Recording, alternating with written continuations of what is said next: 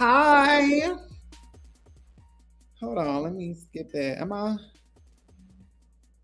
Oh, no, no, no. I need to turn my volume down. Hi, y'all. Y'all ready to get into tonight's episode? Not the live is going to be juicy. Y'all ready for some mess? Y'all ready for some mess? This episode was absolutely just, I thought was just a beautiful episode, especially the ending. Um, So yeah, I know I'm seeing in the comments some of y'all got to get up and go to work, child. So we can go ahead and get started. And Daria, when you're ready. Hi, everybody. Come on, two snaps. Hi, y'all. Yes. Hi, y'all. Thank y'all for tuning in tonight. Yes, Mova Lush and Plush. That is the brand. That is the brand. Hi, Diva. Did y'all enjoy tonight's episode overall? I can't wait to get to the therapy session. I just feel like that was so beautiful. Yes, tens across the board. You know, she is a legend in ballroom, Kiki Ballroom. Oh, love you too, Phoenix. Thank y'all. Hi, Phoenix Rising. I'm giving Trina the Diamond Princess, period. Y'all know Nan. Absolutely enjoyed it. I really enjoyed it too. I'm glad y'all got to see, and we'll get into all of that. But I'm just grateful for being able to bring what I was able to bring to the show and like show. First of all, that red hair is everything. Thank you. Did y'all like the confessional look for the new confessional look? Did y'all like the new confessional look? Was it giving? I hope. Come on, Charlie Baltimore. What's up, Rico Cassadine? Hi, Jae Amour. What's the tea, castmates? And Daria, I'm ready whenever you're ready for the first clip. Oh, thank you, Cynthia Macon. I appreciate the fuck that. down. Time to put down. Calm the fuck down. I'm the wrong motherfucking bitch. You're right. Talk this shit to the bitch outside the motherfucking shit. This shit is fucking little to a fucking ant. Don't try it. You're right. You're trying. You're right. I'm sorry. I'm sorry. He said what he said. Was I gagged to see Tonka choke up Cain? No, bitch, but I know Cain was when Tonka gagged him with the grip of his hands around his throat. Like, bitch, shut up. When Tonka held my punk ass up, I gagged. Sometimes, you know, you gotta slap your bitch. You gotta get your bitch right back, you know. And to me, it's a gag. Is it possible you can just leave Troy in them situation alone? It's definitely possible. I haven't talked about those girls. Bringing it up. No, I didn't. They brought it to me. Because you brought it up at the summer party. I feel like Dominique and Troy have a fake friendship. And I kind of spoke on that, and I got attacked for it. Did you not? You Because I was asked about it. Are you kidding me? Well, just leave it. Just let I it don't give be. a fuck about them fake ass Just let bitches it and they be. fake ass We friendships. don't gotta talk about it no more, dude. But don't put me in y'all motherfucking shit. But you put yourself in it when you went back and I was trying to be your friend to this But old you put yourself in dreadhead, it. ugly ass, Alabama ass bitch. Years and years ago, this is not the Cain I know. It's starting to seem like this bitch a little bit off his rocker. Like, wee-oo. Like, what kind of drugs these girls take before we pull up? Because at this point, it's past liquor. I won't be kicking with no lame ass bitch who's boring. The fans have said they were boring for years. You're not gonna get your moment off the princess. I remember specifically talking to Troy, and I brought up the fact that he likes to laugh at his friends. Well, I'm laughing now. King Cain is clowning your ass, saying you fake as hell, and I mean, if everybody's saying the same thing, there's gotta be some truth in it. So I don't know what the hell they got going on, but it's good, it's messy, and I'm eating it up. Baby, let me tell you something. We'll get to where Tonka tells me about, you know, him and Cain up. But to see that on camera is just a complete gag because Tonka did not play with Cain. And it was Cain being so just submissive in that moment. Yes, I'm sorry, baby. That is a key to me. My God, today. My face was funny. And then I think the conversation, I hope, well, we're on episode 6. I do hope that the conversation that was had at the candle event is soon to be a thing of the past. I don't know. Are y'all still wanting that conversation? Are y'all ready for like another conversation? Are y'all still wanting that? Because I think I'm ready to see a new conversation happen. Hi, Just Patches. I think I'm ready to see a new conversation happen. Yeah, because I feel like it's the same thing being said. So it's like, okay. And I'm sure they're probably tired of talking about it too. So I'm ready for another conversation. We tied. No, somebody said no. Also, y'all want to continue to hear the conversation? Yes, we tied. We tied. Yeah. The people want a new conversation. New conversation, please. Hi, Nick. Hi, let's talk while. Yeah, same new yeah, I'm just ready for a new conversation because where was the candle scene? Was that like the second or third episode? I can't really remember. And we're still talking about that. So I think it's time for a new conversation, my loves. Let's move on to a new conversation. I don't really have much to say about that because I'm just ready for a new conversation. But I did think that was really funny that my sister had hemmed Cain up like that because she was tired. She was tired and she was fed up. Okay. Because we've been talking about the same thing for a long periodically time. If y'all remember that. And Dario, the party happening. Well, probably this one. Are we doing the It's been a lie. I'm broke. I'm poor.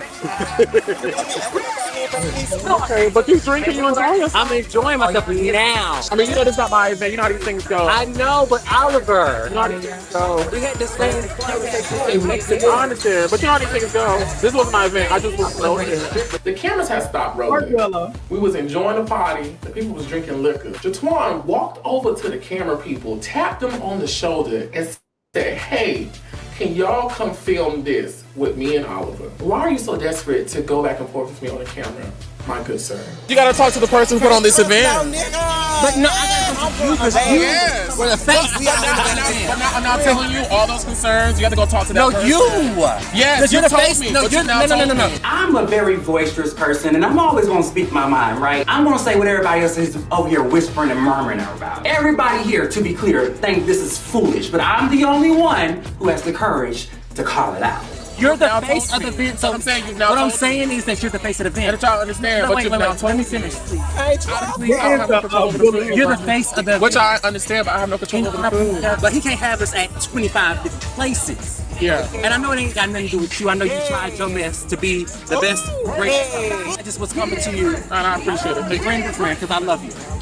Why are you so desperate to go back and forth with me on the camera? You being a booked artist, so you claim, knows firsthand that as the talent, you have no say, no knowledge, no responsibility to the logistics of an event that a promoter books you for. Your only concern is your own logistics. I am not the person to come talk to or make responsible for these issues going on. And then, with all things considered, I gave everybody the okay to leave and go home. Not only did that bitch stay, she stayed and was eating chicken and was drinking all the liquor. So to me, the only way I can compute this right now is that you just want camera time with the head nerd in charge. Right, Bella, Bob. In the next motherfucking scene, I'm bringing my motherfucking security bitch. Bella, get him. All right. When I say Bella be terrorizing you, all right. One thing about JeTwahn, like I am, baby, we're Scorpios. So we always have this fiery passion and energy behind us. And one thing about the head nerd in charge, baby, Oliver do not mind speaking his mind and telling the truth either. So anytime those two are just having conversations or whatever is happening, it's always a fiery moment because they're gonna live in their truth of the moment. So I didn't eat no chicken, but the liquor was tea. I'm screaming. And I wasn't able to go. Well, clearly we'll talk about that in the other thing. But looking back on Willa, Willa and Bella was the star up there. I'm screaming. Looking back on that, it was a lot going on. But like the man already said on the last after show, I forget Chris Benoit. If I'm saying that right, I'm sorry, I'm saying your name wrong. The people got their refunds and things happen. But I'm overall, I'm glad that people stayed, consistent with moving to the location so they can just have a good time. And like Oliver said, like he was just the host, he wasn't the organizer, so he wasn't necessarily responsible for all of that. And I feel like, just give him some grace. I know with his name being on it, it's giving like, girl, what's the tea, what's going on? But at the same time, you just gotta give him grace because he was just the host and not the organizer.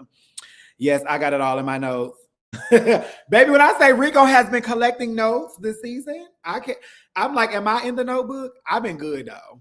Friend, all the notes. Wayne the Savage. Scorpio gang, I'm in the house. Yes, if you're a Scorpio, please drop the Scorpio, what is it called? Emoji in the chat, because baby, our season is coming to a close next week on Thanksgiving Day. Well, actually the day before Thanksgiving. So drop your Scorpio emojis in the chat. But yeah, I love when his grace is granted, kinda. It's just hard. Let me see. Follow. Oh yeah. Follow me on Instagram. Period. The Toni Bryce. And now that I can talk about P Valley and The Shy and She-Hulk and my movie that I'm in with Quavo and all of those things, I can start back talking. Glory. Yes, I see all of the Scorpio emojis. My birthday is October 23rd. So I'm Mother Lush and Plush, and I'm also Mother Scorpio, baby, because I'm the first day, period. All right, we go to the next scene. But I got my little A-Lord. Well, I got a revision. No, it looks really good after I was cussing you out, waking me up out my sleep to FaceTime that she was at the motherfucker. Girl, first of all, you knew I was going, and you knew that you needed to be up, because you were supposed to come with me anyway. Child, Toni walked in, we got to having a conversation, and I looked at the note. She tells me about her process. I'm like, you finally are happy, and I'm happy for you. Bitch, we want to get a little like, okay. Well, he did it the first time back in November of last year. It wasn't enough for me. He was so concerned about, is it going to look natural and a scar? And I'm like, baby, let me tell you something. I'm a femme queen. Okay. I'm loving my nose. My stitches are now out. A lot of the swelling has went down. The scar will heal. It'll be as minimal as possible. I'm gonna do what I need to do to make sure it's minimal as possible. But I'm happy. And that's all that matters. And that's all that I went in there. That's the only goal I wanted to leave out with, was to be happy. And I am. Yes, y'all. So, oh wait, what's happening? Okay, there we go. So on November 22nd of 2022, I went and I got my lip lifted. So what they did was they took skin here, they took skin away, and they pulled it up here. And then they took my nostrils and they were wider. And so they brought them in. So what I was pleased with my lip lift, because baby, when I say it was so much space between here, hi sister, I love you too. It was so much space between here that I was like, when I go back and look at my old pictures, I'll be like, girl, why did nobody tell me? And like, I seen it for myself, but people love to tell trans women, oh, you don't need that. You don't need that. You look fine. You look fine. No, girl, I need that. And I got that. But the issue was he didn't pull my nostrils in long enough. And he didn't push them in good enough for me. They were still a little too wide. So that's why I went back and got the revision so they can bring them in. I'm late, my STL girl hosting. That's right. St. Louis in the building, 314. I'm really from the 618, born and raised, but I also lived in St. Louis, graduated, went to elementary, middle school, and high school there too. So I represent both. But yes, y'all, that was my surgery with, my revision with my alarplasty. Being a woman of trans experience, sometimes you just have to sacrifice having a scar or having something that you wouldn't have had prior to get what you want. And, it is what it is. I have a little scar here. I put my little scar cream on it and it'll heal as much as it can. What won't heal. And I'm just still gonna have to be okay with it. I'm not bothered. So I'm happy. Hi, sister. Thank you. We were born. I appreciate y'all. If you could give all of your castmates a cosmetic procedure, what would it be? Wow, Dion, now you tried that. You tried that. I feel like they should get whatever makes them happy and whatever makes them feel fulfilled. And I'm gonna leave that at that because that was shady boots. Because I wouldn't want my castmates to tell me what I need.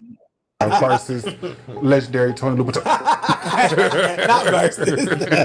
I know we had a conversation, about this. I remember on that call trying to figure out, okay, should I say Toni? Like, do I need to go ahead and say, okay, well, Toni, you too? Or should I wait till everybody say their opinion and then wrap it up and say, okay, well, now we got everybody's vote on Toni. When I said it, Toni was already ready in the conversation. I was just like, I know she did. The call that Tonka is talking about, we threw this year's awards ball, 2023 awards ball, and I was advocating for new icons because I'm like, child, it's time. Nobody said my name. I constantly have to advocate for people and nobody's doing that on my behalf. And so even at the end of that call, Tonka says, what about Toni? And I said, girl, pay it. And I'm like, girl, Tonka, you weren't worried about my status. You was worried about yours. But I'm happy for you because you got it. And I genuinely am happy and proud of you. But you weren't worried about mine, child. You was worried about yours. And it's okay, because I don't feel no type of way about it. Yeah, my sister wasn't worried about my status, Miss Thing, because had she been worried about my status and what I deserve, she would have said it when I said her name. Miss Thing, you don't wait to the end of a call and bring my name up after we're wrapping up. How dare you? So basically what that thing was about, so at the end of 2022, Tonka, myself, and my friend Arnez, iconic, period. We were planning the 2023 awards ball, and what we did was we wanted to talk with the icons about deeming, because what wasn't going to happen was we got to the ball and icons felt like they were going to start grabbing mics and deeming people. We were not doing that. So we decided to meet with them so we can go ahead and do what was the proper thing to do. We talked about legends, then we got to icons. Before they even said anything, I was like, y'all, before y'all say anything, I have 5. I listed my 5. If they had concerns, I advocated for them and told them why I felt like they should have been. My 5 that I advocated for were all approved to be deemed. Well, at the end of that, it gave, all right, well, y'all, if that's all, then I'm about to get up off here. I got to go to work, blah, blah, blah. And I'm like, okay, work. And then while we're getting off the call, Tonka says, well, what about Toni? I said, girl, pay it. Because at the end of the day, like I told y'all in the scene when y'all first met me, I am not plan B. I'm always plan A. And when you make me a plan B, baby, you can scratch it. And that's just on period. Toni, can't you still be voted as an icon because you have your own house? Well, I don't have my own house. I can't found a house. I would be in jail. Yeah, I would be in jail. It's just too much moving parts. So no, I can't. My house can do that, like legends or not legends, but an icon in my house can. But these were icons of the Atlanta Kiki scene that were deeming people in the Atlanta Kiki scene. So it's not necessarily just my house that does that. It's a group of icons that would do it. Can you explain the difference between an icon and a legend? Okay, I can. So a legend is when you're walking in Ballroom, you become a legend for what you do in your category. So I'm legendary Femme Queen Face. And so you become legend for, the moments you make, the wins, the consistency of the years, the impact. You become, when you think of that category, you are the girl that they think of. You are the girl to be. That's what makes you legend. What makes you icon is what you do for community beyond a category. Is you can contribute back to the categories, what you contribute to the next generation, and what are you pouring back into the scene. And so I was able to do both, right? I was able to walk my category, and I was also able to contribute back to the scene at the same time. So my ballroom journey for people that came in my generation is a little non-traditional because we were founding leaders of the Atlanta Kiki scene. And so we came in having to be mothers, fathers, scene leaders, make scene guidelines and structures and rules guidelines. We had to throw balls. We had to groom people like out the gate. So we didn't have time to come into Ballroom and be stars and be like, oh, I can just walk my category and go home. There was no such thing for us. This generation now can, because of the fruits of our labor, but that's essentially like what we had to do. And so all of the things, baby, when I say the resume is long, it's just long, and I can't deny that. All in all, I'm not bitter, I'm not mad, but at the same time, when you have to advocate for people, right? Why then do I have to go advocate for myself?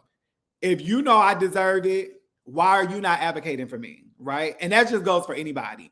If you know I deserve it, why are you not advocating for me? And that was mainly my point that I was making was, if you know that my resume says icon, being that I've already been deemed legend and all of that, then why are you not advocating for me? It was as simple as that. And so yeah. And so now we're here. Like, I still haven't been deemed. And I also have publicly said I don't want to be deemed. I will forever be a legend, and I'm okay with that. You know, I'll be the people's icon before I will receive status. And that's not because I'm mad and bitter and angry. I'm just beyond it. I'm just past that, and I don't want to go down that road no more. Like, I'm just kind of done with that. I know what I am. I know what I've done, and that's just that on that. Come on through herstory period lesson for the kids. Thank y'all so much. See that when you're the people's icon, Toni. I'm walking next Monday at the Kiki Ball. Next Monday. Oh, one of them Monday night things, child. Have fun. They start at 2 and 3 in the morning. I'll be in bed. Hello. I'll be the people's icon. And that's just that on that. Nothing. How you been today? Good, bitch, I can't complain. I'm surprised you not just ducked off after your pool party, because that stressed you out. It seemed like It really did. It really did. I seen you ripping and running. I mean, so it wasn't necessarily like my pool party. I was just booked to promote it and host it. Okay, I know how that can go. I was a little disappointed because I never want people to get a subpar experience. So yeah, I ain't like it. I did not like it one bit. Yeah, so what's up with your friend? What friend? Your friend. You know she cut up. Oh God. It seemed like since he's been in Atlanta, I just see another side of him. So I really don't know. I thought the camel thing, I thought it was done then. Then it got brought back up at the little party I had with some of the people. It got brought back up, and it got brought back up again at the pool party. So I don't know. It's really disheartening just to even have to deal with this side of Cain. Now, I've never seen this side, but back in the day, we used to be really cool. He was like very normal. Like, we used to kick it, hang out, even watch select TV shows and review those. I've even been on his YouTube channel before. I thought we were cool, but it's like he's trying to make an enemy out of me. I don't know what his motives are or his intentions are. I still wish Troy would have just deaded it and ignored him, because that's what I've been trying to do, especially with us being in this close-knit circle. It's like we gotta be around each other. Right. What do you think we can do to like bring everybody together? And you know what, bitch, I'm tired of bringing these hoes together. I'm in the same space. I'm very over it. And I'm not gonna lie, like, doing things outside of this group in other arenas and meeting with like other influencers and my age and in my community doing stuff, it's never like this. Yeah. So it's just like I'm in a place now where finally so much shit that was going on, like in my relationship with my family, my business, all that stuff is behind me. I'm not really trying to operate around negativity or people who really conduct themselves that way. Honestly, I don't give a fuck. As it relates to all these fights I keep breaking out in the group, I'm just like, y'all don't have anything else better to do? Like, why isn't all of the dreams, passions, visions, plans, money-making moves that everyone talks about not taking a higher priority in your lives, that the bullshit becomes no longer important? It's just not up to satisfaction with it for me, and that's why I just be looking, don't want to come around, don't want to be a part of it, because I've been able to see other people in this industry who are our ages, who look like us, do bigger and better things. I'm tired. You know, one thing that I would say about Oliver is, the one thing Oliver gonna do is Oliver is definitely gonna bring the group together. Whatever happens will happen, but Oliver is definitely gonna bring the group together. And I appreciate Oliver for always bringing us together. But I also understand what Oliver is saying also. Like, at some point, we have to prioritize, you know, if this is chasing Atlanta, right? What are you chasing? Are you chasing your dreams? Are you chasing your career? Like, what is it that you're chasing? And at some point, you have to prioritize that and make that at the forefront of what you're doing. And so I think after so long, when I maybe because he's not getting that experience, it becomes draining.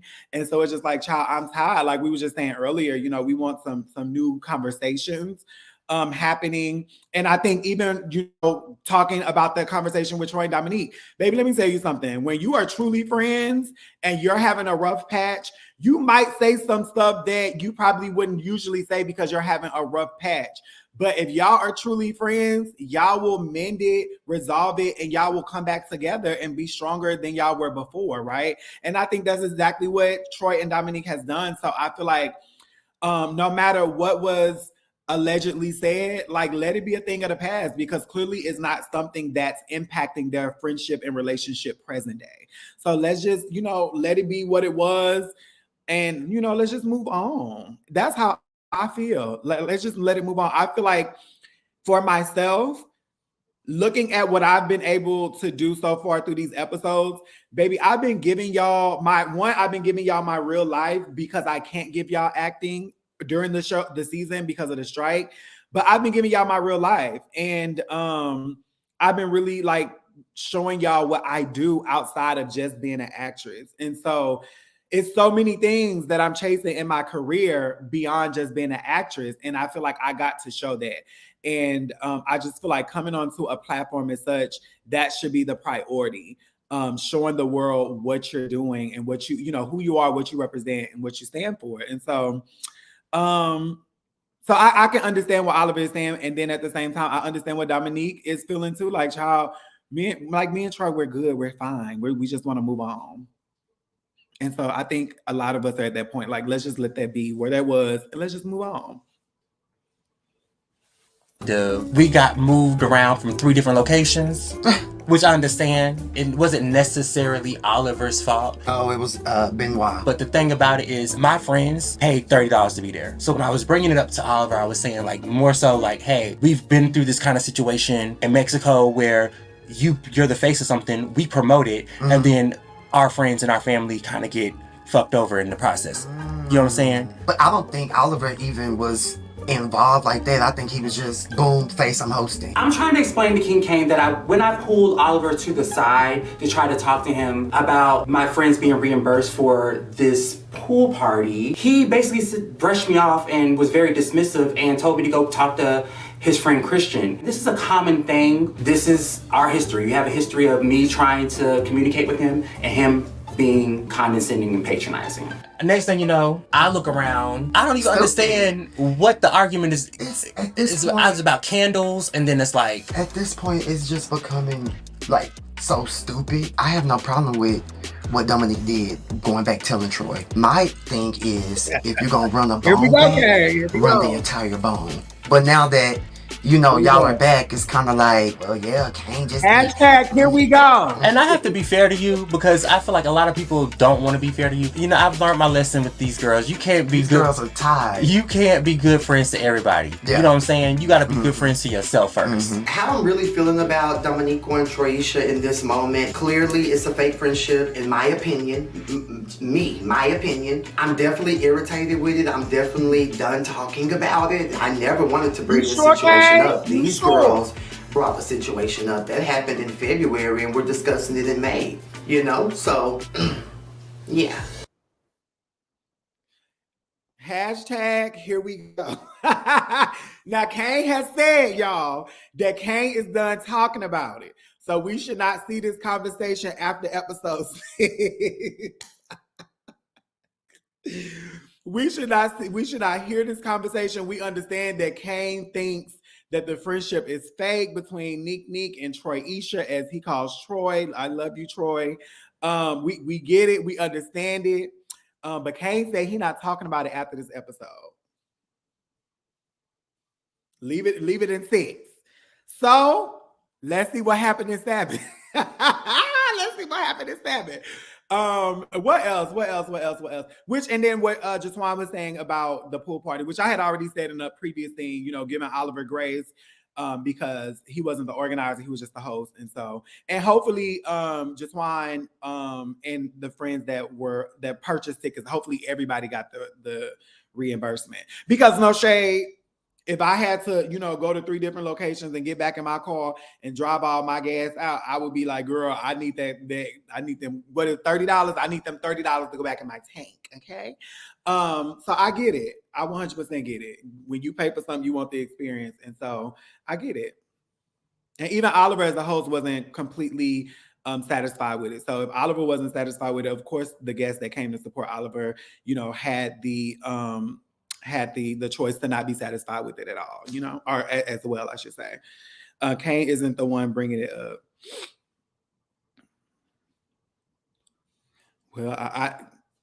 Well, this is what I would say. If Cain's not bringing it up, if it comes up, pay it, baby. Pay it like a water bill.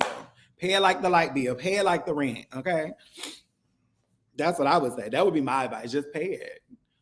Don't get, you know, pulled into the conversation, because I really and truly hope that was the last conversation of it, though. Honestly, I think it's time for a new conversation. She's from the original New York Kiki thing. So I just wanted to bring her to a practice because, you know, she ain't been in this thing for like 10 years. Like almost 10 years. 10 years. So I just wanted her to. I haven't walked in like 2 years. It's been a while. A lot of it has to do with the fact that, like, I started walking balls before I transitioned. Because I already knew my future. I knew what I saw. I knew where it was gonna go. I love Ballroom. It helped mold me into the woman I am today. I got into Ballroom in New York. I was in college full-time. I was working a job full-time. And I was also experiencing homelessness while also coming to terms with the fact that I am a trans person and I want to see this through. But I stepped away from Ballroom because I really and truly needed to focus on my transition. I wasn't where I wanted to be as far as my transition was concerned. If you don't have work, or if you don't have body, or you don't have certain things, you sometimes are overlooked or kind of shady. And being in Ballroom is really fucking expensive. It was literally taking money out of my pocket that I could have been putting into my transition. It was a choice I had to make and had to do at the time. And to see how far it's come, it's just amazing. And I think I'm ready to get back out there. Oh, they did, BB.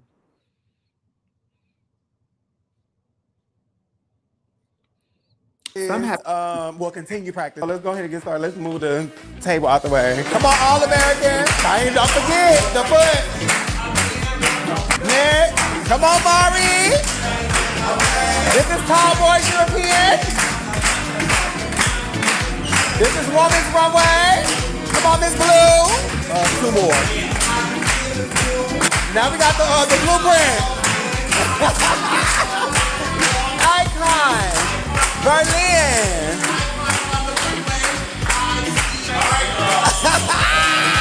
Berlin said she wants you. She said she wants you.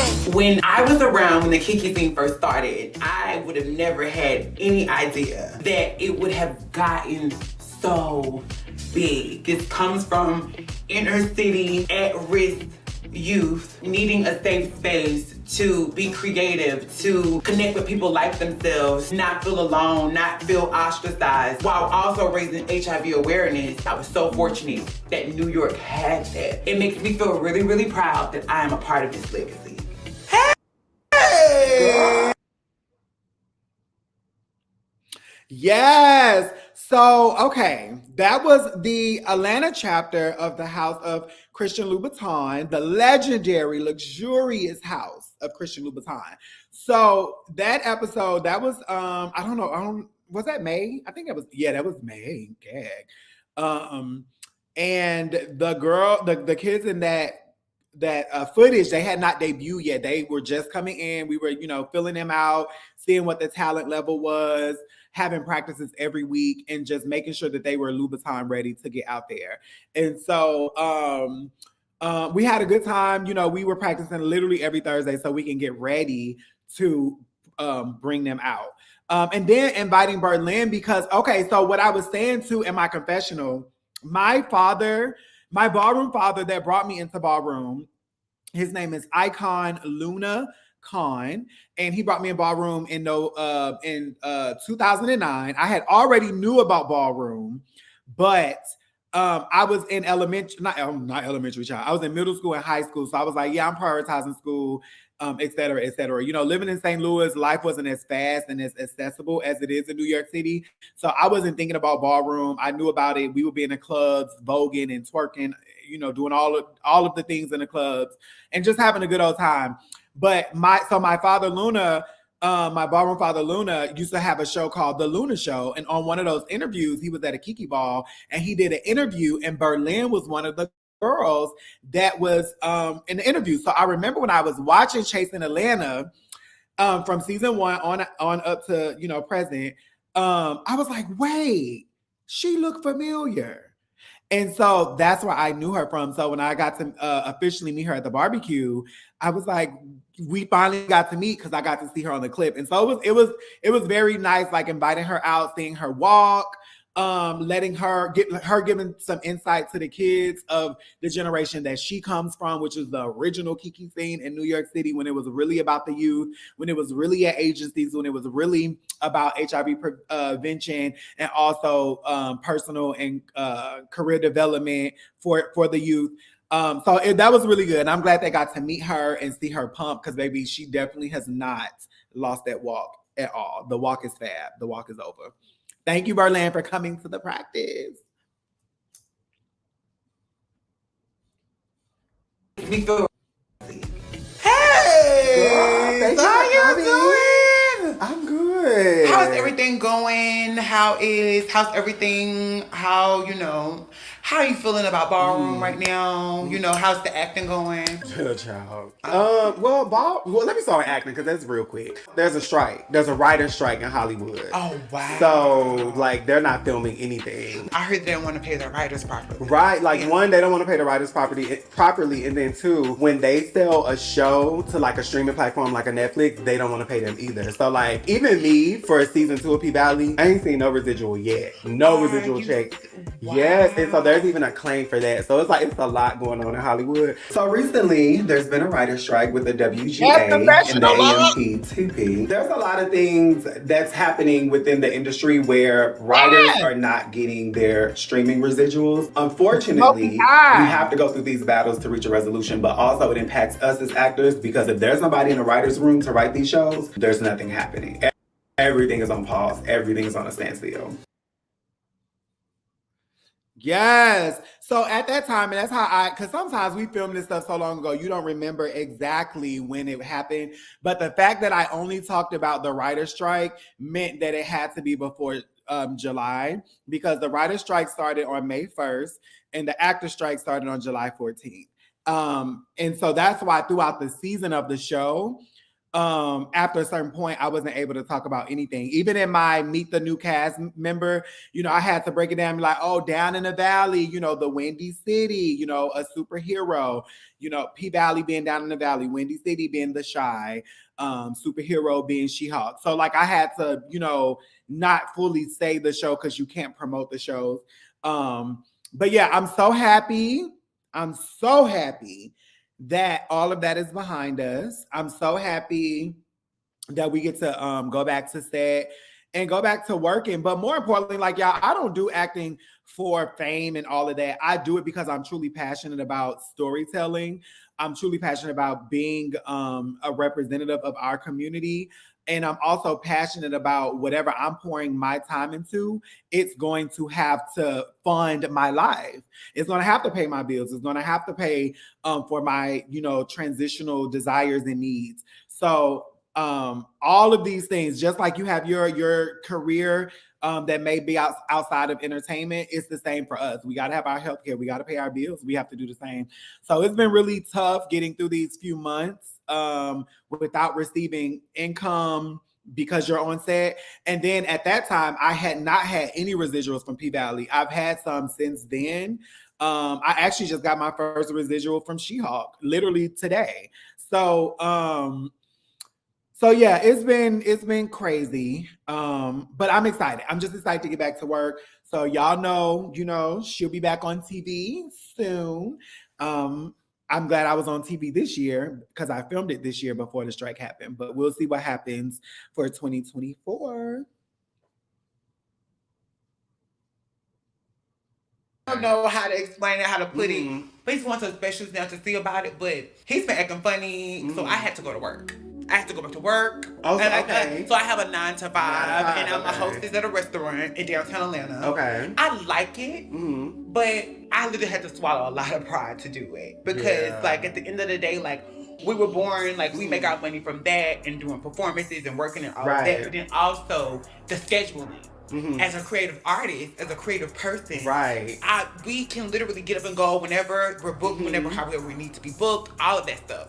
But like when I'm on like a clock, he was an outlet so I didn't have to go and work a 9 to 5 on top of the income that was coming before we were born. Thing is though, my sugar daddy he's been distant. I never realized I don't think about stuff like that as a woman. Having an erection is for men or their penis is not working. He's in like a deep depression. I want to be there for him and I try to be there for him, but there's nothing I can do. Maybe this is time for me to be self-reliant on myself. I didn't plan for it to be 10 years. Neither one of us did. I thought this would have ended way long ago. I have to go to work now and it's not easy. Me being trans, me dealing in this customer service. I work at a restaurant, I'm a hostess. People may not get my tea. People may get my tea. Like, how do I respond to that? How do I act to that? I'm used to being a kept girl, but it's time for me to grow up.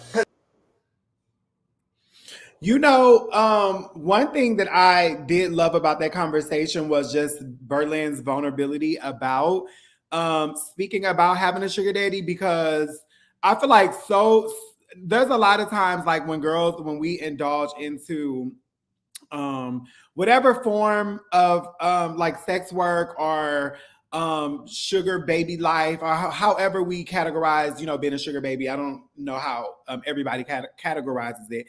But that's been an experience that I've never had. And I wish. So if it's a sugar daddy out there watching, honey, hit me up. However, I've never had that. So I can empathize with her with having constant support and being able to depend on somebody. And then all of a sudden that not going the way it needs to go. And what did somebody say about the studio session? That ties the studio session conversation. Yeah, right. So when we were at the studio session, this damn hair is driving me crazy. We was at the studio session and he called and she was just being open about that too, about his ED. And I know we all, keyed and laughed, but I mean, for him, I'm sure that's pretty sad because like she just said, he's in a deep depression about it. I couldn't imagine, child, what that would be like as a woman. Okay. But yeah, I've never had the lived experience of having a sugar daddy. However, I'm open to it. If there's one out there, I'm very much so open to it. But also shout out to Berlin too for like realizing that, hey, life continues on. It can't stop. So what? I got to pick up the pieces and I got to keep moving. If you can't provide, you can't provide, but I still got to provide for myself. And I know she has that like hustle in her, especially growing up in New York City. You have to have that kind of hustle in you. Okay. It's such a fast city. It's an expensive city. So I already know. I'm very much so open to it as well. That's right. So sad, baby. Because my thing about sex work is I've never been a sex worker, but I feel like for me, the only form of sex work that I could be comfortable with and have a peace of mind with would be being a sugar baby. Because in my mind, it's like, oh, at least that's a consistent person that I'm with in exchange for, a coin. So that was probably been the only form of sex work that I can be open with, that my mind will allow me to do. Otherwise, I hear so many stories from my friends and my sisters about, being a traveling girl and these men robbing you and holding you at gunpoint. And child, I tell some of my sisters all the time, baby, y'all need to have y'all weapon, get y'all some aids, get y'all something. If y'all don't have y'all carry y'all license, then get licensed, because baby, it's rough out here. And these men have no regard for our lives. None. Okay, she won't be able to make it. Just kind of. Woo, baby, this thing right Let's see what this do. Hi, ladies. Hey. Okay, so I actually just spoke to Willa. Okay, she won't be able to make it. Just kind of due to some scheduling conflicts that just kind of arise. So what we'll do, we will continue on with just us. Okay. So of course, so I already know Sevyen and I know Kendra. But it's nice to meet you, Toni. Nice to meet you too. Nice to meet you too. Thank you. So, of course, I am a licensed professional counselor. And so I am licensed in Alabama and I'm licensed in Georgia. And then, just running my own private practice and teaching as a professor. But one of the reasons that I wanted to meet with all of you all was because I felt as though that it's time for y'all to really have a voice. What has your journey been like as you have, transitioned or, in the phases of transition? What has that journey been like for you? And of course, either one of y'all can take the floor. I'll say one of the things I've learned just journeying, but one of the things like older girls had always told me was it's going to be a lonely journey. And, like on a love level, on a mentorship level, like a lot of the stuff I had to do when it came to my name, gender marker, hormone, all of this stuff I had to figure out and do on my own. Loving, we already know what that looks like for a lot of us. So I've been single for almost 19 years. And so that's more than half of my life. Do you feel like some of that has been a choice? Or do you feel like some of that has been a choice? Or do you feel like nobody's checking for you?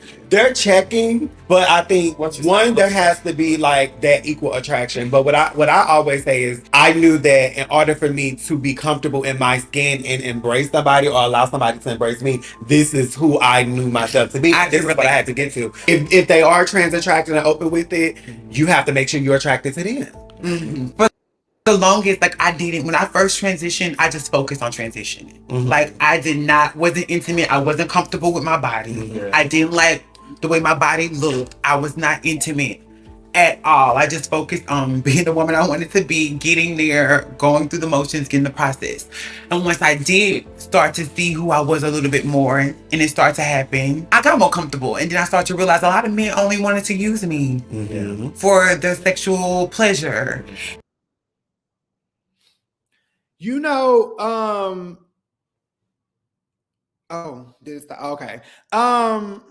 This, first of all, this fucking scene deserves an award.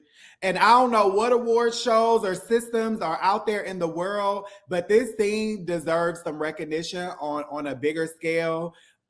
Because the way we came in there just being super vulnerable and just telling our truth is just such a beautiful thing. And I was so happy that we all got to share a little piece of our stories.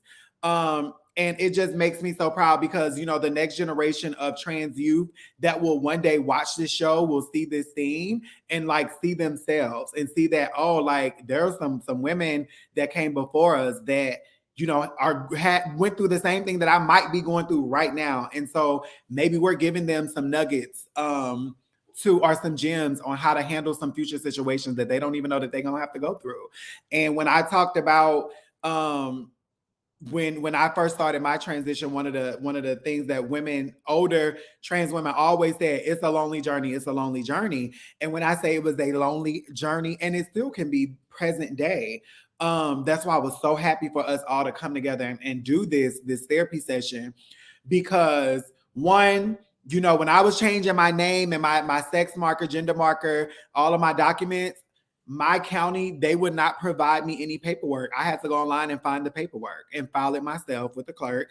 When it came down to finding hormones, I had to find a doctor and go to the doctor's appointment. My mama came to the doctor appointment with me. When we talk about love, like Berlin said, when you're first transitioning, you have to learn how to like love and accept yourself all over again.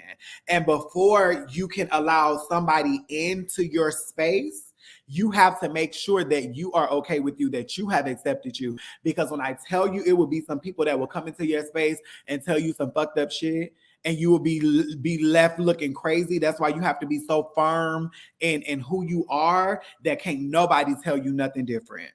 Nobody can tell you nothing different. And that's why I always talk about with transitioning is many parts, but the most important part for me is the spiritual journey and the mental journey. Spiritually, because you have to know exactly who you are on the inside. Fuck all of this aesthetic stuff. You have to know who you are on the inside. And then mentally, because baby, the way the world plays with us, the way the world treats us, you have to mentally know that no matter what they say, bitch, I am who I am, and there's nothing you can tell me. There's nothing you can do about it. There's nothing you can tell me about it. I am who I am. And I think that's where that soul and that mental connects. And baby, once you have those on lock, nothing else matters. Nothing else matters. Hi, sister. Apple bottoms. I'm screaming.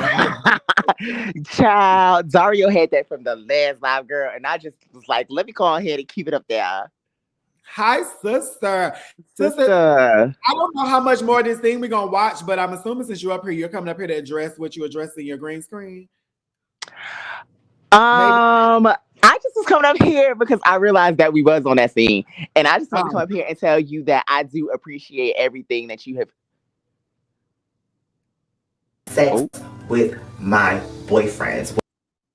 No, you cannot. And I can't give that to you. When I first got it, I was scared to tell people in our community.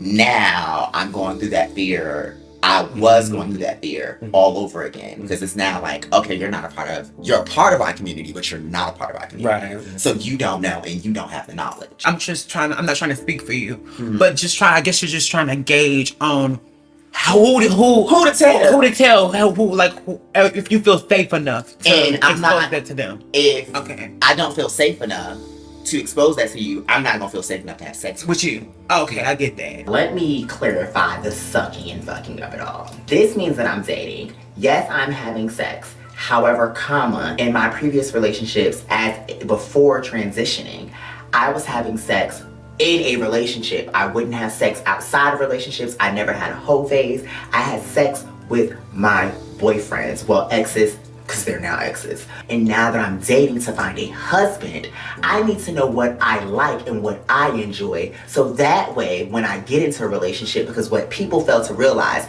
they want you to know how to have sex and to please them when you get into a relationship, but don't know what pleases them. I'm not just out here just having massive amounts of sex with people. I am still being very selective. However, I'm exploring my sexuality because I don't know what I like. I've never actively seen me when I was having sex. So now I'm seeing that and I want to know what else she likes.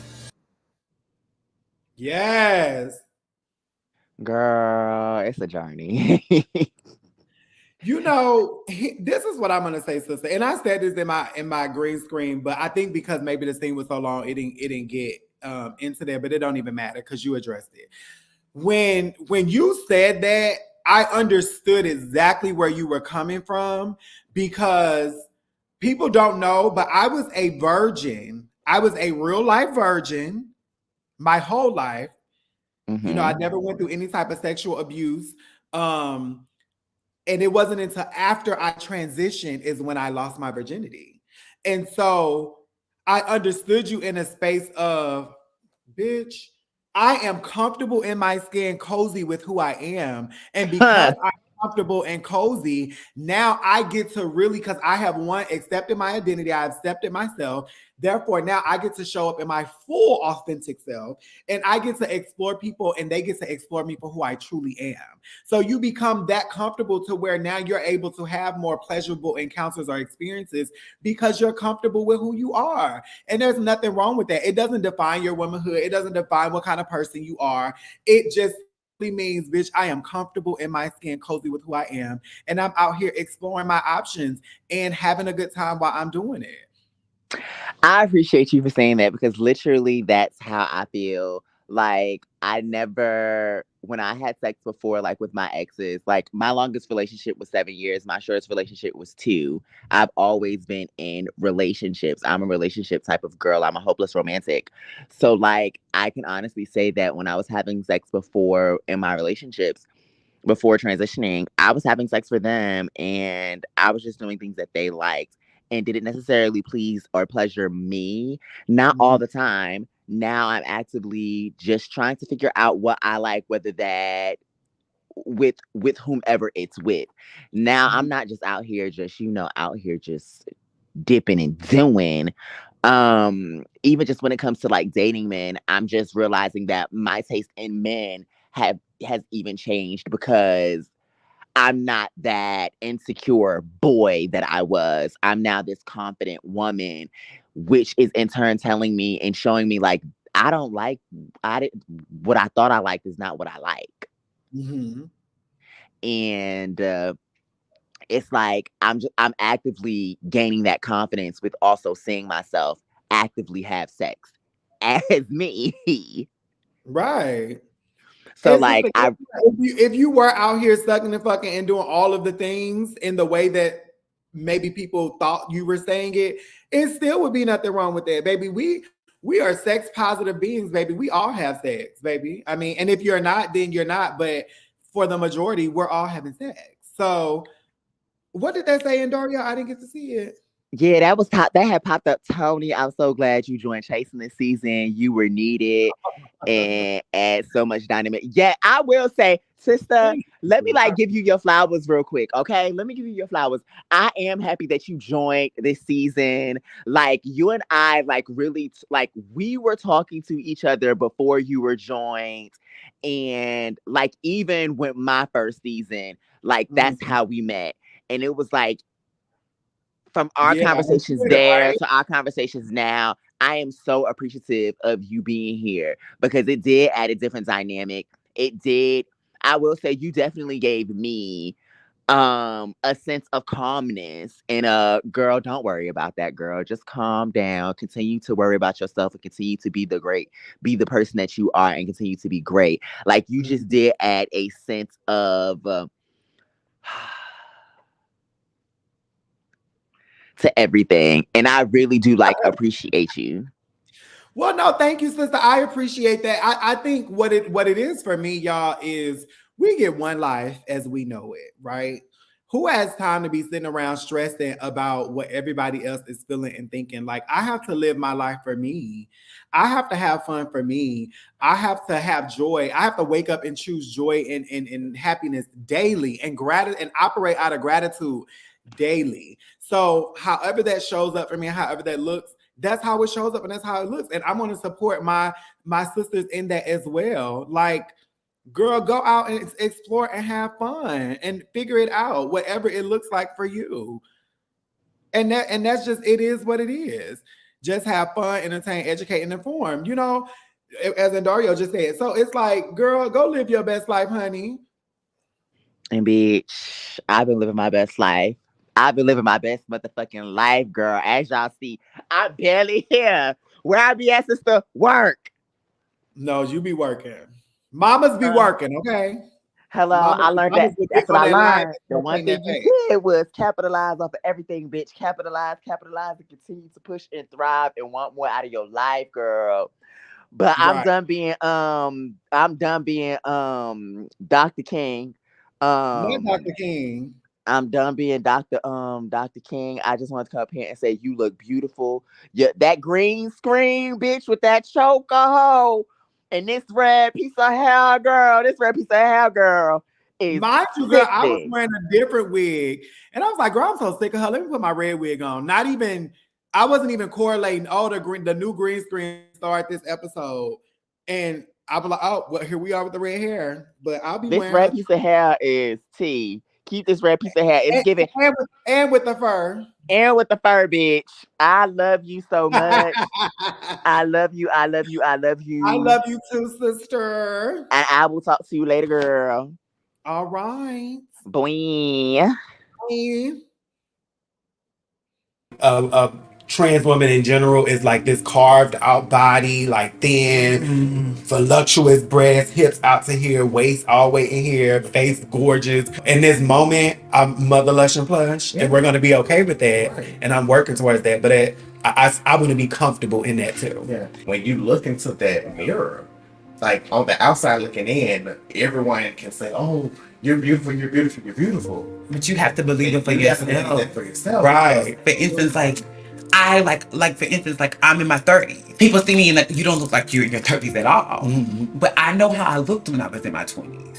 I've been through a lot of fucking things. Like, I really, really have. Like, I have horrible anxiety around black men. Because all the harm that has ever truly happened to me, that's been traumatic to me, has happened at the hands of black men.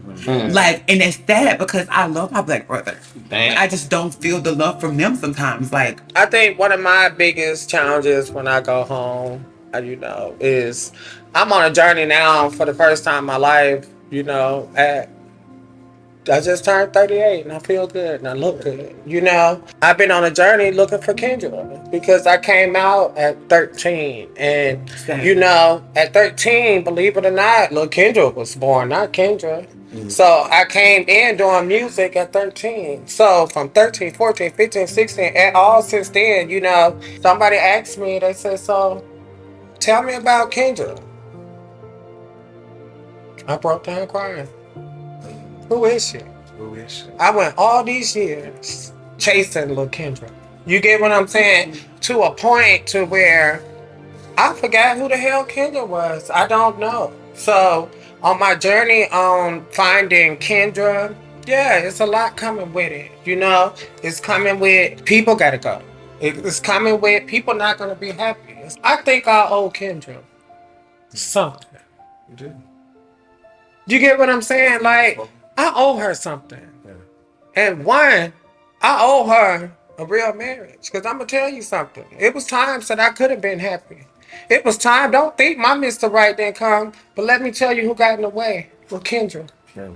Sevyen, for you, what support do you feel that you need from the women here? Y'all are technically older than me. Not by age. Me and Kendra are about the same. Girl, he gonna be right there. But like through transitioning, y'all are older than me. I appreciate the fuck out of you. Cause you will text me and you will call me, even through my laser hair removal. I said this to Willa. I wish my two older sisters were there a lot more, and I know you have a lot going on. I know you do. I have a lot going on. Woo, baby. Okay, so that was a few things that I want to speak about.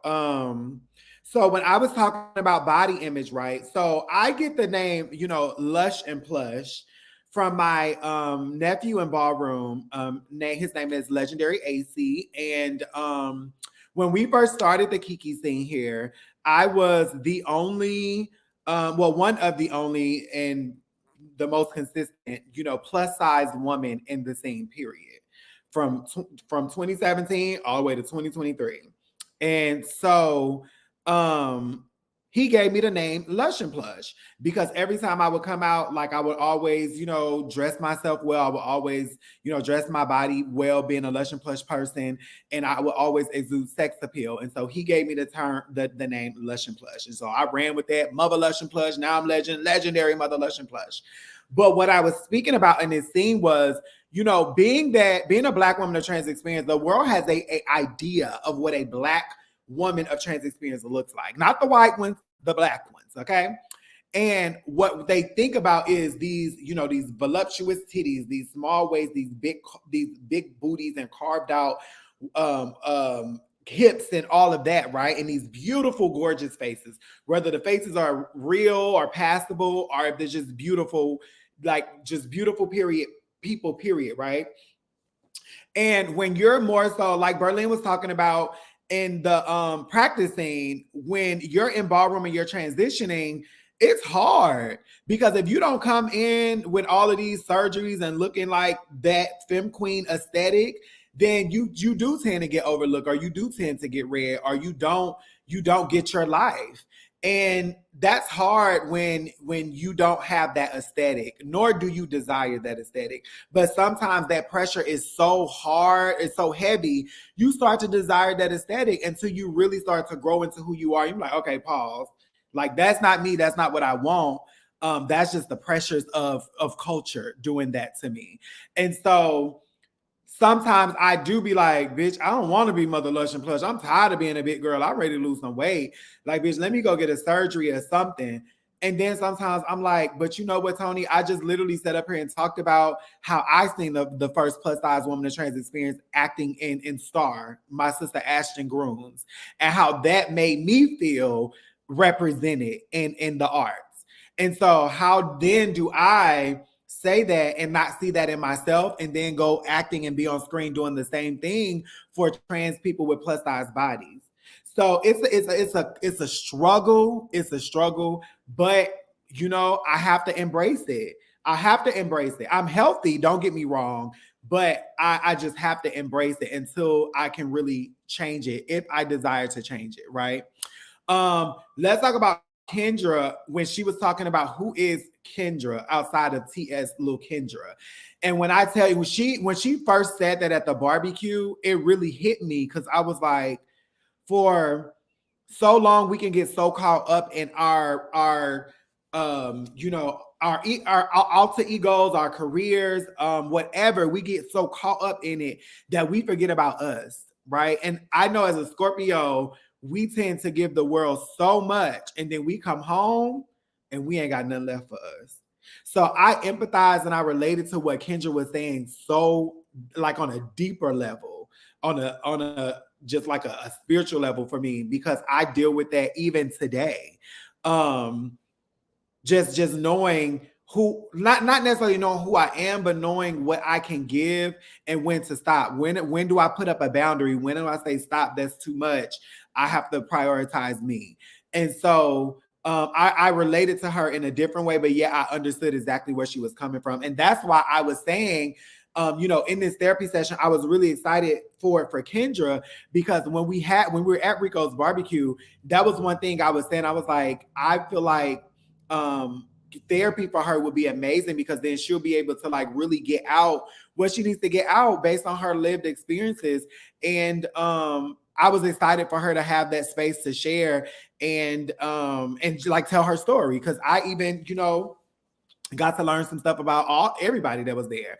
But I just really related to that on a deeper level. And then, you know, with Sevyen, you know, I'm grateful, as we just was up here, I'm grateful that we were able to build like a sisterhood and just have some conversation, because it's so important that as Black trans women, we get on this platform and we see each other as sisters and we create that sisterhood. Because I know sometimes it can be difficult when the drama creeps in and we want to, you know, make great TV. But more than anything, I'm gonna always value the sisterhood. Hi, Berlin, you're on mute. Yeah. I'm off it now.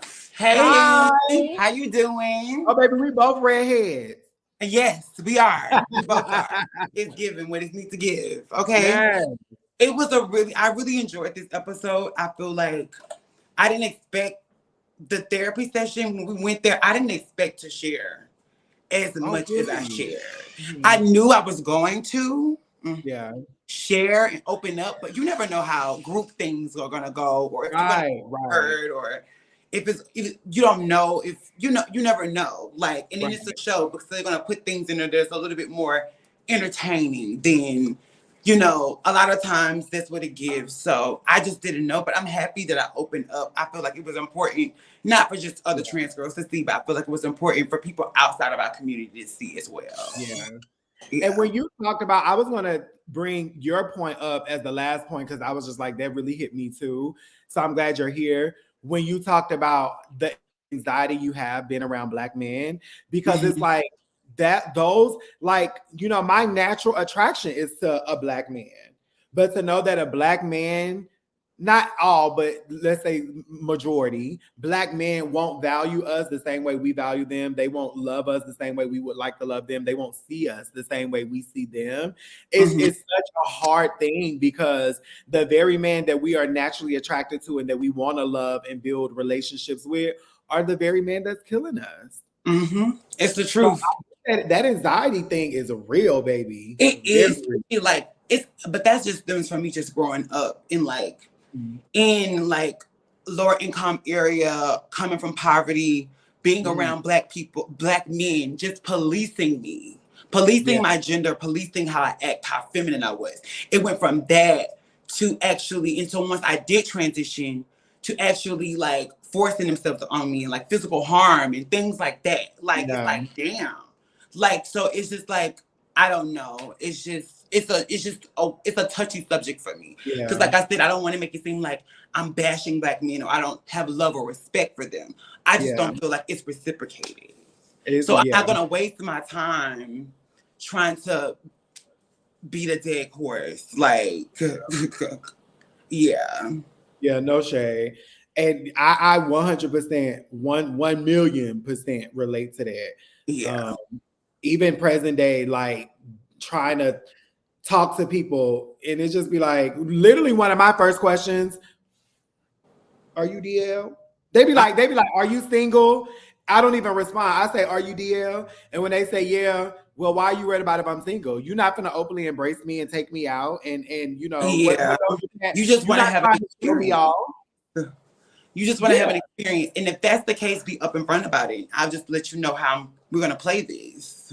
Yeah, definitely be up in front, because I got some sisters that will take your coin. Like, yeah, exactly. I will send some one of them, girl. When you see, I got a situation now.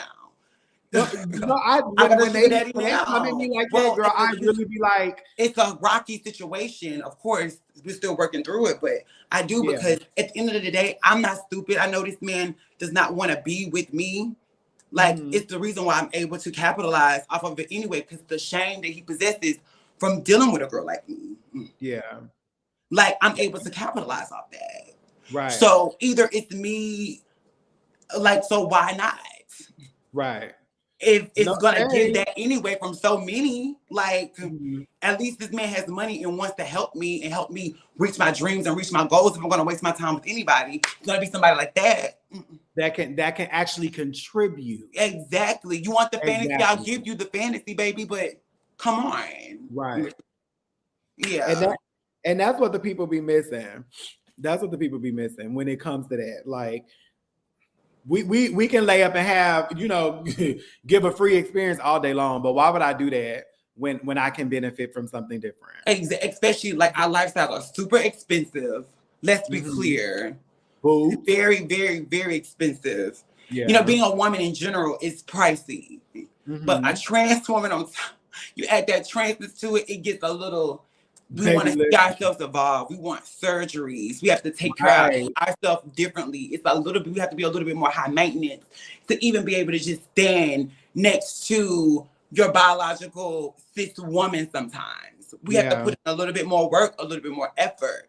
You get what I'm saying? To be for safety reasons in society. Like, you get what I'm saying? Like, you don't want it to always be an issue or a problem because you outside looking crazy. So you got to know what it takes. And it costs money. Boots. And that even that dynamic is so funny to me, because so many times there's this argument, oh, cis women are looking like trans women. And then while many trans women are trying their best to be passable and blend in with the cis women. So it's like, that's why I always say, if we as Black women really looked at our lived experiences, we have more similar and the same lived experiences than we do different. Our styling at birth is the only thing that really sets us apart. But yes, the menstrual cycles, and you know, the fact that we can't have children. But I feel like, as far as like society-wise, we can, we just can't carry them. We can't carry children. You're right, we can't have children. Well, some of us. Right. It's just more like socially and societally. If no one knows my tea, they're gonna just treat me like they treat every other Black woman. Right. If they don't get into my tea. So I still experience some of those situations have overlap. Like, of course, we have different experiences. You're a biological, natural born woman. I'm a trans woman. You get what I'm saying? There's differences, of course. But in society, when they see us and they see us as the same, especially if I'm not closeted on my team. Right. So we deal with some of the same, you know, issues. Right. I know absolutely. that even you know, women possibly uncomfortable, and I get it, because I wouldn't say that I possibly wouldn't feel the same way if I was in their shoes. Right. Because they're oppressed as well. Yeah. We just happen to be a little bit more oppressed than them, you know. And even on the topic of like transphobia, that's why I say transphobia, baby. We all experience that. Because how many times have we watched Love and Hip Hop and they're questioning Jocelyn? How many times have we seen them talk about Serena looking masculine? Or and I talk always about Michelle Obama? It's the truth, and I always say, if you point out a trans girl, I can point out if you point out a trans girl that you feel like is a brick or hard or not passable, I can point out a cis-born woman who looks just like her. No shade, because we all come in different shapes, sizes, colors, sizes of backs, feet, hands, all of that. So, like, yeah. So, well, thank you, sister, but for coming thank you so much. You look so fab in your confessionals too, which I text you and told you. It's not, I did, but bitch, my wig was slipping, bitch. It was? From that heat, bitch, being in that rehearsal, bitch, that wig was slipping. Oh, yeah. Look up, but I didn't really give a shit because I knew I was gonna look good in my confessionals, so. I was like, you know what? That's why I had on to that get to hat the thing. I had to make it work. I was leaving work. I had to figure it out. So it was a little, and then also, baby, it was so hot and sweaty in that bob, girl. I was over all them looks at the whole party. I was like, baby, no. But you live and you learn, bitch. How you learn? Yeah. Yeah, no, we definitely do. Yeah. Hey. Hey, Toni, you look gorgeous, baby. Yeah, you look good. Thank you. I was like, I'm gonna come on, give it a fur moment. I live for you in a fur. I live for you in a red, bitch. I live for you in this red, bitch. I love a fur. I love it. Thank you. We're gonna let you get back to your review. We'll let you get back to your review. Okay. Just wanted to drop in and say hi. We'll drop in and say hi later. I mean, at the end. Love you. Love you. Love you too. See y'all later. All right. Are we done with the scene, Daria? Are we doing questions? I ain't know if I can't remember. I think it was more, but you let me know. Thank y'all for all of the really sweet. Let's take some questions. Thank y'all for all the really sweet and kind messages in the chat. I'm trying to look up and down at the same time. Oh my God. Hey, Toni. Oh my God. Okay, so look, I got my notepad out, but I'm going to be quick. I seen you on Cain Live, and I was like, oh, baby, she come with her notes, period. Oh, I was ready, but I'm not going to. It's a lot of stuff, and I'm going to be quick, but I'm going to run through this shit. Number one, baby, you iconic, legendary, you're all of that. You're beautiful and you everything, girl. And you were saying you was big. Girl, you look good. I'm built real fucked up right now. I gained a whole lot of weight, but we ain't gonna get in that. You are bomb, okay? Kendra, honestly, I swear, whether y'all believe it or not, I cried seeing her come back. Thank you for coming back, Kendra. Dark-skinned like me. And the things that she's doing, I wish I could rap. I can't sew clothes or none of that shit, right? We also gonna talk about this comment about the new Power 3 being the good value brand. Oh, no, I did see that. I was like, not the good value. I thought it was the good value, but not the good value. Good value brand. Gather them hoes up. But Nicole, girl, I still love you. And that brings I know Oliver and Nicole and Darius gonna have something to say about that. Okay. Yeah. Baby. And that bring me, I'm gonna spin this into it too. Rico, stop saying that, lady. You know, it was happy to see JeTwahn. I love her. I'm gonna give her flowers, and I still love you, Rico. But I'm gonna be messy too. So I'm gonna get to some shit. But I also love the end of the scene, but I'm gonna be quick. Now, JeTwahn, you know damn well Oliver ain't trying to hear that shit. And when I drop my comment, support your friend, whether the shit is falling apart or not, you have to understand the host from the other motherfuckers. He was hosting. I understand people paid their money. True enough. Yes, I get it. It was $30. I understand. He was hosting. He did say y'all can, what that bitch say, sashay away. What's her name? Jae Amour? Whatever. Disappear. Wait, RuPaul is sashay away and Jae Amour is gone with the Win Fabulous. Period. Well, go be gone with the Win Fabulous. Now, I love JeTwahn when he popped his head in. I said, ooh, I'm about to get your ass. Because it was more, it was like also the scene with him talking to Troy, like, girl, Troy is on a whole nother beat. And I want to say this. Troy is not a fake ass bitch. I love you, Troy, and that's me because I've been watching for a while, and I don't feel like you a fake ass bitch. Keep it moving, do you, baby? But I'm gonna spin back to your 19 years too, bitch. You ain't safe, but I love you. But we gonna come back to the 19 years for me. So, cause I had Berlin, girl. I love the fact that you were open. I definitely want to give you your flowers on that too. I think I'm kind of the same way too. I'm open to whatever. I don't want to miss somebody that's gonna love me. So I'm not really judging people. I'm who I am. I'm a woman 7 days a week. That's how I carry myself every day. But I like what I like. You know what I'm saying? I did not castrate myself because bitch, I like head. So if you ain't sucking no dick, I ain't fucking with you. Yeah. Also, Cain. I had an emergency, so I was not here last week because I was coming for your ass. You was looking cute in that recap shit because I watched it 2 or 3 times. But y'all need to leave Nick alone. I'm over that shit. Like you said, new conversation.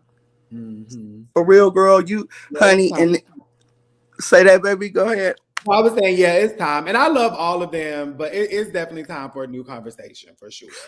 And that's on period. Now, Tonka, girl, now I want to get into some other shit. Is you fucking King Cain and he dragging all this mess, girl? What is going on? Because you yoked him up and he was like, okay, mama, you know what I'm saying? That nigga was on full, I'm settled down. Yeah, well. I'm going to need to see. Oh, wait, so you wasn't on King Cain Live last week? No, I had an emergency. Yeah, I missed that shit, but I watched it they over. Definitely are item and live together and all of that now. What? Because I watched it over. Ooh, Tonka, I'm going to be here for your ass. They in a full-fledged relationship. They are together. Yeah. Ooh, honey, I got questions. I won't miss another one, but it was a total. If it wasn't for an emergency, I would never miss this shit, and that's on God. Period. And I was just thinking, I seen something I need to say. Oh, I'm gonna address this. I am a super fucking fan. I don't care about what nobody say. What y'all bring to the table does a lot for me. It does a lot for me. It really does. Where were we at? Also, the sex toys. Go ahead, King Cain with them sex toys. Also, Drew, you rock. You definitely do rock. Now let's get into some shit. When I heard the comment of, is it they not checking for you? Bitch, you so goddamn cute. Let me tell you something. I'm not number one. Now, I love you, sister, and I'm a rock with you always. But if I'm competing against you or trying to get legendary, and this is just from another girl, bitch, I ain't advocating for your pretty ass. Bitch. You know what I'm saying? That's why I was looking out like this bitch fine in the motherfucker. And then when they was like, bro, well, is it they not checking for you? I was like, girl, bitch, please. That bitch is bad. They checking. Ain't no question. You ain't even have to answer that. Drew, stop playing, bitch. They checking. Okay? Drew, stop playing with me, girl. No, just playing. They checking. So that brings me to the 19 years. Is it you not wanting to deal with the bullshit? Because I'm turning 39 on Monday. I've been fucking with the same guy that I met here in Texas for 5 years. I moved here. This nigga is confused. That's what I'm gonna say about this motherfucker. But I'm a Scorpio. I don't like change. He's good to me. He still pays his part of the bills, even though that nigga in and out. And I don't want to deal with other shit. But how are you feeling about the 19 year or fuck 19 years? What are you thinking about moving forward in terms of opening up to date? You know, that is a really great question. And I don't know. I think part of my dilemma, I think it's 2 things. One, being single for so long, you get to like really get to know who you are, right? And I feel like on this journey, I feel like a lot of girls, when we first start our transition, we think that the best it's ever going to get is being with a DL man. And I've done that. I've been with a married man with 2 kids and didn't know at the time of meeting him because he was on fucking Tinder. Like, what are you doing on Tinder, sir? But I've been there. I've been where I got my feelings attached, and then it's like he's detaching because he got some shit going on at home. I've been with the people that only want to, you know, come in just to use your body. And so like, I'm just at a point now where I'm just like, yeah, I don't want to attract none of that energy no more. So I've been abstinent as well for like the last 4 years. And so I'm just kind of like, I think I know my worth. I know who I am. And I'm just not going to settle for the BS. Like if you can't come correct, if you can't embrace me, and I'm not saying wear a band across your head and my girlfriend is trans, my girlfriend is Toni Bryce. But if I'm an actress and I'm up and coming in this thing, bitch, you're going to have to come out to a red carpet. You gonna have to me in my, let me cut into there. So I say this. I feel like any nigga that's gonna step to, well, not nigga, any man that shall step to you based on the status that you, for me, you are like a celebrity, abundant, above and beyond. I will fight a bitch if they disrespect you in my presence. I will jump on that hoe. Okay. You feel me? And just they ought to understand what they're coming with, but you're not a clockable. You giving it, you're serving, you're everything. I see wash face, you still get, you're serving it, honey. And they gonna have to respect what it is. And if they can't do that, they have to move on because you the HBIC. And before they cut me off, I'm gonna circle back to JeTwahn and that $30 motherfucking dollars. I think that it's reaching, saying, well, fuck it, we want a refund. Bitch, you had the drink, even though you didn't eat the goddamn chicken. The drink was some fucking tea. Girl, let it go, you know, but you know, girl. let me make sure I'm done. Yeah, refund. You are a time. You are a time. I love it. I really do. Thank you, baby. I was trying to get King Cain's ass time into the show. I really appreciate that. Oh yeah, you know something? I'm so invested. I'm literally. That's why I said I came in with emotions because at the end, when you girls got together, like y'all said, a spinoff definitely needed a day in the life of y'all as women. I feel like you were a awesome addition to the show. I love Nicole right here, and I'm not going to compare the two because you cannot compete. Well, you don't compare. Okay, I just want to drop that there. But I love her too. But baby, I don't give a fuck. Them hoes better clap when you enter the room, honey. First of all, let me say that is the expression of sugar, not me. Don't attack me. Let me say this though, and I do love Nicole Ray too. Can I be very honest? I was really scared, and Dario knows this firsthand. I was so scared to do this, but I also was like nervous, like, are they gonna receive me? Are they gonna think I'm boring? Are they gonna think I'm not bringing anything? And I was just like, but you know what? It is what it is. I really I really showed my real life. And I'm not saying others aren't. I'm not, so that's not an implication or anything. I'm not implying anything. But like I really showed my real life outside of acting because I couldn't show any of that because of the strike. So I'm just thankful that y'all are receiving me well and giving really great feedback because I really was nervous and I thought everybody was gonna get, oh girl, she boring. Why they put her on the show? Girl, yeah, she don't be but we don't give a fuck about that. She boring. Like that's literally what we thought. Yeah, don't be. When I seen P Valley, I was overly excited because I love Uncle Clifford, whatever. I love that. But when I seen you step on the scene, baby, and all your little parts in the other scenes that I seen you in, honey, I was in love.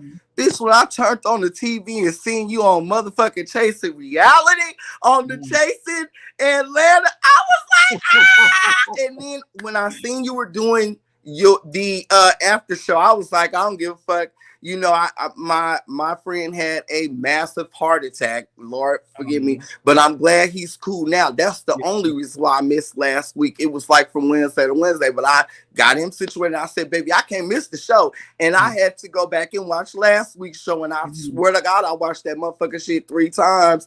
Because I was like, girl, I was so over it with King Cain and this goddamn malicious. We gonna stop. No more King Cain. That's maliciously malign. I was like, girl, stop it. But in giving, and before I go, Oliver, your flowers, thank you for telling that bitch to shut the fuck up. Like, girl, you just leaned in and told her, girl, shut your ass up. And you said this, and you know what you did. And I was high-fiving, like, please tell this hoe to shut the fuck up. I was happy with that. I was. Thank you, sugar. These are my views and my opinions. Bitch, Okay, if you want it, thank I live in Dallas, Texas. Bitch, my birthday Monday. I'll be out all weekend, bitch. Happy early Oh, birthday, happy birthday, Queen. Danielle. I'm sorry. Yes, happy birthday, Queen. I'm sorry. No, thank you. Well, you know mine passed, but happy early birthday to you. Yes, absolutely. Well, I ain't gonna hold nobody up. I think I got all my shit out, and I appreciate Andario. Before I go, thank you for allowing me the opportunity to chat with everyone that I love. Again, I'm a fan favorite. This will be here every week as long as God allows me to. I'll be stepping off, and I'll be in the comments, honey. Okay. Thank y'all for all the wonderful comments. Thank y'all so much. Tony, it is you being that everyone has joined. Mother. Hi, Phoenix Baton. How are you? Child, hold on, let me Wait, fix this. you're in the Wi-Fi. house of Baton in real life? Or is this something like your personal? This is my house that was established last year of 2022. I'm the only mother and father in Las Vegas. Icon already, innovator, trailblazer, my father. Baby, you know. Now that I sip my drink, now I can lay into these bitches. Oh Lord. I'm not gonna lay into you. First off, I hope everyone knows that it's Transgender Awareness Week. So shout out to all my trans brothers and sisters. I have many friends that are trans male and female. I adore them. I love them so much. Some of them get on my damn nerves. But and don't you know, now that you brought that, and I knew that, but Andario, you ate that for having this scene specifically on this episode. It falls on this week, having one of the girls host the after show. You ate that, Andario. Okay, look at I'm God. sorry, I had to point that out. No, go ahead. So I say this to a lot of my sisters when they tell me, I'm trans, but when I look at them and they're every day and then see them all glenned up, I'm gonna tell you the same thing. Bitch, you was destined to be a woman. You was destined. You was destined. You destined, honey. I love thank it. you. I like to say, God placed my divine feminine being, energy, spirit into this body, and she just had to make it work, and she's making it work. Baby, you do it, and congrats for the strike finally being over. I'm so happy. Lord. When I tell you my Instagram, all I see is, this started filming. I said, okay, we about to get a lot of movies and a lot of TV shows. Okay. Let's go. The girls can promote now. Yes, but so I live for Tonka when he snatched that child up and child, I'm gonna make that my ringtone. Every time somebody texts me, all you hear is calm it the fuck down. That's all you gonna hear when someone texts me. Baby, Tonka had gripped King Cain up so bad. Like a mother on a child about to whoop ass in public and don't care who watching. Child. But my thing is, I'm just tired of the bird. And I call Princess Cain the bird because when she was on the reunion for Chasing Dallas, she looked like a bird. I'm tired of this bird flying around, opening her mouth and spreading lies and just deceit. Just I'm glad Oliver told her to shut the fuck up. She irks my nerves. She irks my nerves. But I will say I love the moment you and the other girls had because it was a good representation of trans women in a positive light to show that, these are human beings. These are women. These are grown ladies who are trying to just live their life. Y'all are just trying to get where y'all need to go, That's it. And I mean, just the whole episode, it was just a gag. It was a key. But that pivotal moment right there, I was like, we needed that. We needed that. No, for sure. And I remember filming that and just like leaving thinking like, I can't wait for the people to see this because I think it's going to be powerful. And it was. I think it was really impactful. And I think people really walked away learning about all of us and like our stories and how we feel. And they varied too. Everybody was different. And so I do truly feel like that scene, and Daria, I don't know what y'all need to do, but I feel like it needs to be nominated for something, child. I think it deserves an award because it was real. We were all, transparent and just vulnerable and telling our truth. So I live. I 100% live. But you know, it's so funny too because not only is it with it being Transgender Awareness Week, but then we see this moment. But then Marlon Wayans was just on the radio, you know, giving praise to his now trans son. So it's like it's funny how everything the universe brings it together in such a positive way. Mm-hmm. I love that. I love that. But I'm such a fan of yours, girl. Well, You ain't thank boring you. at all. You ain't boring at all. Thank you. Oh my Lord, you Thank are the glue, honey. You the glue that balance that keeps everything calm and centered. You're like, let's chill. Let's not have this. But I'm gonna get off here. But before I go, I'm gonna give you some advice that I've been telling all my friends. Mm-hmm. Anytime a bitch tries you, you just give her a side eye and you tell her, baby, you are a paper plane. I'm a 747. Just because you can fly don't mean you better than me. Don't ever forget it. Thank you. Well, thank you. I'm a 747, baby. You're a paper Period. Read the children. Thank you, Phoenix. I appreciate you. You're so welcome, baby. Hi. Hi, Christina. Christina, Hi. you in the hospital with your baby? I am. I just gave birth on the 13th. Oh my God, another Scorpio. Look at God. What is all with the Scorpio energy? Am I attracting all the Scorpio energy? Congratulations to you. How are you feeling? Thank you. I'm very sore. This is my 4th C-section. I'm a Gemini, but I've given birth to 3 Scorpios. This is my last one. Also, you be doing your thing around, Valentine's Day, huh? It's always Valentine's Day to get me. That's why we so passionate. But thank you, Christina, for coming in and watching. Oh, I've been watching. I can't remember what started it. I think I was on YouTube, and like a promo for Chasing Atlanta popped up, and I just clicked out of boredom, and I've been hooked ever since. Actually, okay. So I just want to say you're lovely. You are the cutest damn thing. I don't know what it is about the women that Andario finds for these shows, but y'all be just some of the cutest little women. But I do have a question because I think because I haven't gone back and looked it up myself, but it's kind of killing me. But in an earlier season of Chasing Atlanta, We Were Born was on earlier seasons, correct? I think, and Bree were born. Correct me in the comments. I believe they were on season 3. I want to say season 3. I could be wrong though. Okay, so that leads. I think season 3. So that leads to this follow-up question. Didn't JeTwahn like pull a taser out on Oliver like during a trip in an Airbnb once? Or am I like they did have a very heated moment on a trip, I believe it was. I think it was a taser. Yes, I think it was. JeTwahn, not to bring up the past, but yeah, I think it was. The reason why I ask is because this episode and what looks like next episode is going to be setting up for like some kind of altercation or like interaction that's not going to be so positive between the two of them. Oh, but I don't know. They were all meeting at the table. Yeah. Okay. Well, we gonna have to see because I don't even get to know what's going on in other scenes and stuff. So I like when we all watch it together to see what's really going on. So I don't know what happened. So I'm gonna be watching next week too. Like, girl, what's the G? What happened? There was something else I wanted to say. The therapy session between all the girls.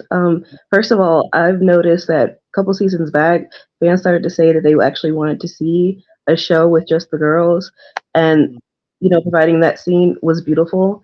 There's, I think it's called GLAAD, that organization called GLAAD. Was it gay, lesbian? Okay, so I feel like that's a place that you guys could. My brain always goes like 20 times faster than my mouth can talk, but like y'all should really like set up like these workshops where people can come and talk about who they are and the way they're feeling, because that was gorgeous. Like we as fans have been wanting to see that for so long, and the way that everything was set up was just so nice. The only thing that was missing was Willa. I swear, I love Willa. Willa is my favorite. She will always be my favorite. I was so sad when we found out that Willa wasn't gonna be able to make it. I was like, dang. If there's one thing that I wish I was able to do more this season was spend like more time with Willa too, like have more sisterly bonding time. Because I love me some She's Willa. She has beautiful energy. she seems like just the most like just sweeter than Southern sweet tea. Like I wish I could meet her in real life. But That's that I wanted Memphis to for say you, baby. yes.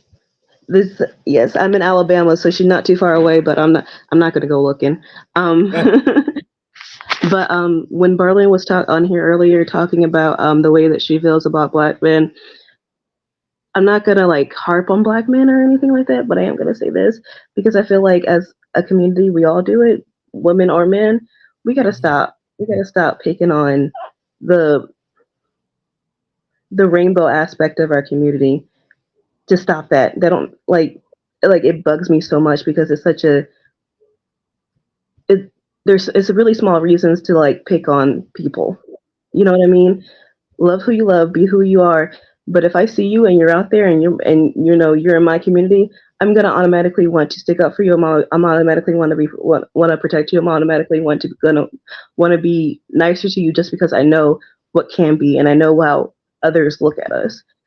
Like I don't mean to be like negative or anything, but like that's my sister, that's my brother. I don't know you, but I'm always gonna feel some type of protective amount towards you just because. And I feel like we need more of that instead of just us picking on each other for something so stupid.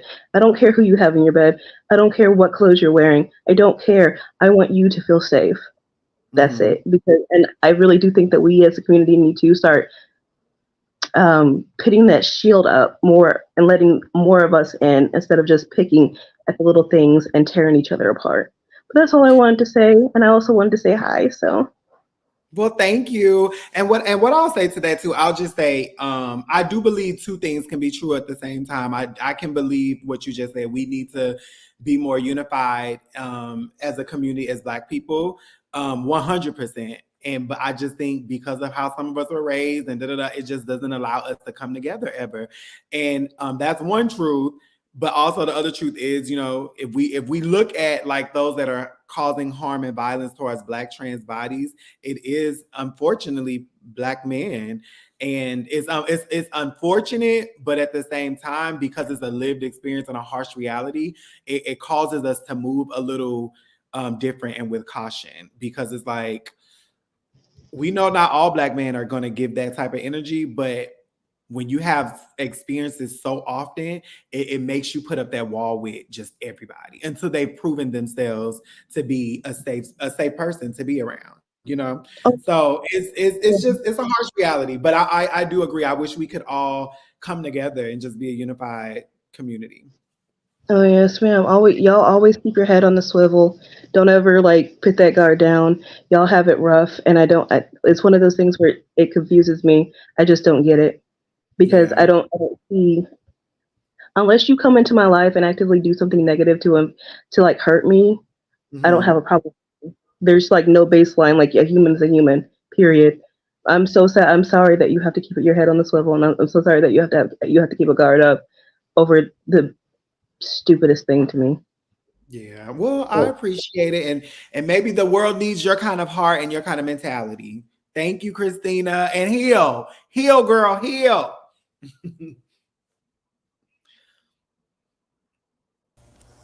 Hey, Mother, Tony. mother. Hey, name twin.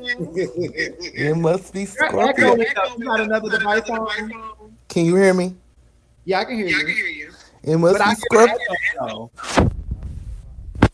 It must be Scorpio night. Baby, it is definitely Scorpio night. My birthday is tomorrow. Happy early birthday. Thank you.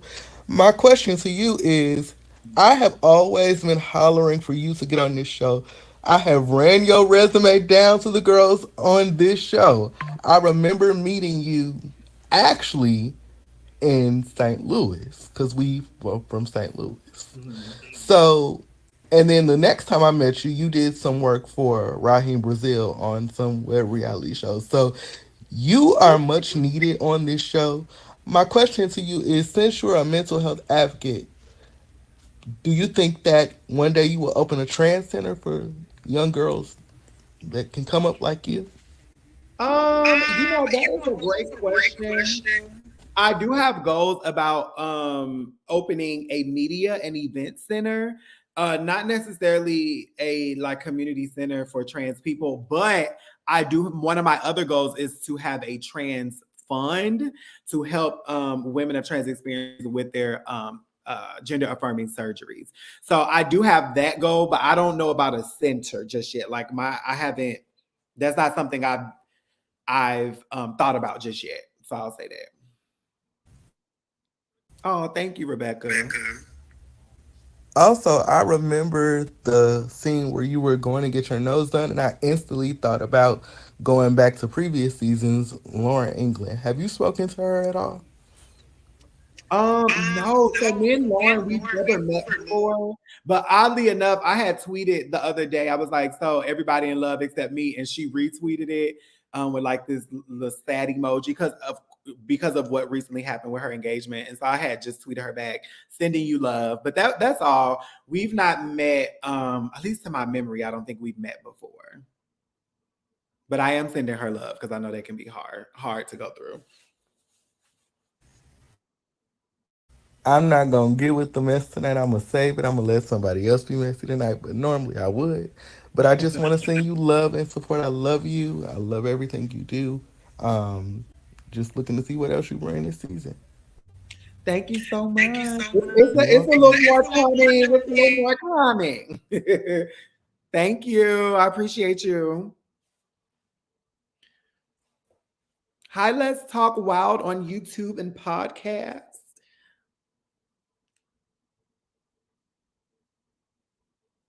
Thank you, just Patches.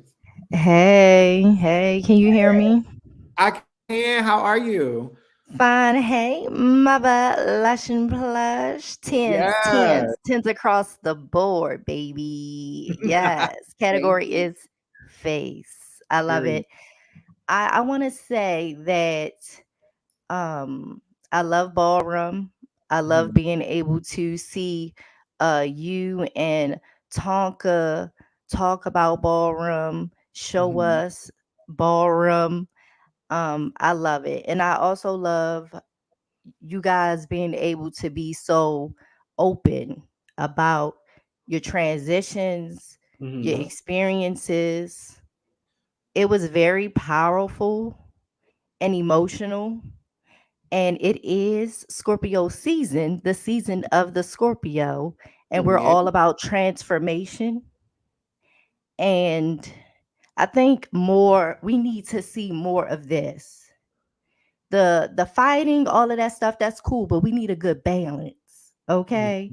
We need to see that because Oh no, you muted yourself.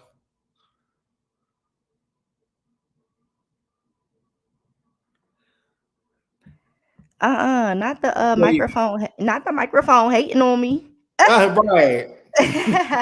But it's people out there that can relate to you guys, and I just appreciate you guys being able to, you know, explain everything, tell us a lot of things, and just do it so well because you're putting your life out there for us to critique. And the internet could be a nasty place, but you guys are brave. You guys are brave enough to still just say how you guys are feeling and share your story. So I really appreciate it, and I appreciate the therapist and chasing giving you guys the space, the safe space to be able to, share with us. So happy Scorpio season. Yes. Transformation is scary. Change is scary, but it's necessary for you guys and everyone to grow. So don't be scared of it. Don't run from it. Run towards it. Shed your skin, honey, and may you rise from the ashes like a phoenix. Okay? Period. Love you guys. Talk to you guys next week. Bye. Love yourself, one another, your animals, and your pets. Bye. Thank you so much. I appreciate that. Baby, that's some words, some wisdom. Toni, I could take a bite out of you. You look, oh, thank you, Willa. Y'all love me some Willa. I really love me some Willa. Willa, my babe. Yes, the chat is going crazy for Willa. We love Willa. Anybody else coming up in Dario? Oh, I hear music. Does that mean that's over? Is that what that means? Is that like when you give me a speech on the stage and you start hearing the music, like, you know, to wrap up the speech? Is that what's happening? Willa and Toni would be a fantasy buffet. Oh, come on, fantasy buffet. Wait, and Dario, is that what's happening? I love you back, Willa.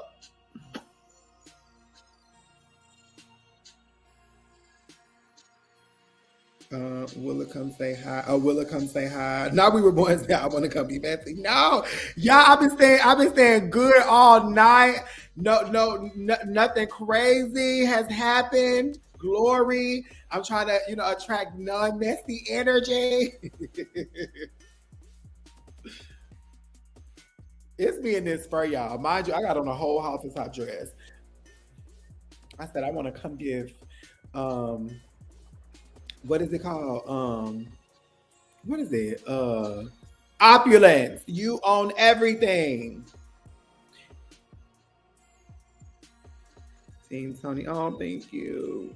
Team Toni and Willa. Yes. Okay, and Dario just dropped the StreamYard. So somebody's about final call. Final call. Not TTB. Talking about do it just one before I do it. My God, today. Y'all don't do it to me. Hi, Willa. What's up, y'all? How are you? All right, honey. Yes, a working woman. Yes, honey. Girl, you look good. Why is you sitting up on them people's camera looking like that? Let me say, I gotta say this before I say anything. I literally just got myself together from watching the scene or whatever with the girls. That was the most powerful thing I feel like I done seen on this season thus far. Like, I hate that I could not make it, and that's a motif that that I've been sitting on or whatever. But when I tell y'all everything, like, girl, I learned some stuff about you, girl. We gotta sit down and chit chat or something. Right? Like, girl. No, I was so sad when you come. I was like, oh no, because like that would have been our time for, I think, since the barbecue, like where we were all together. So I was like, dang. I'm gonna just spill the tea because I was gonna be in love and light or whatever, and I'm gonna just spill the tea. I was told by one of the girls that was present or whatever. Okay. I had been texting production and her and talking to both of them, trying to figure out what I needed to do, because when I woke up or when I got off work or whatever and I took a quick little nap, I woke up and I realized my phone was off, and I was like, well, if I come down there, I need somebody to pretty much retrieve me or whatever, because I'm not going to be able to call anybody and let anybody know I'm outside or whatever. So I'm asking her, I'm like standing there. I said, he probably filming, so he's probably not looking at his phone. Can you ask him, do I need to still come or whatever? It's because, it's about 20 minutes away. I'm on my way if he say yes. And she was like, I don't think you should come. I just think you should just go and sit it out or whatever, this and the third. And later on, like, when it was brought to me from somebody else, it was like, why would she tell you that? Because she had never made it seem like that. She made it seem like I chose upon myself to not come. But I was like, she told me not to damn come or whatever, because I would hate. So that's another story for another day. But my God, today. Yes, honey. That's a story for another day. Well, I definitely obviously wish she was there, because it was I think it's such a great scene. And I feel like a scene, first of all, let me say some of my favorite scenes have been more of the more vulnerable, revealing scenes, like when you had your therapy session, when Tonka was with her uncle.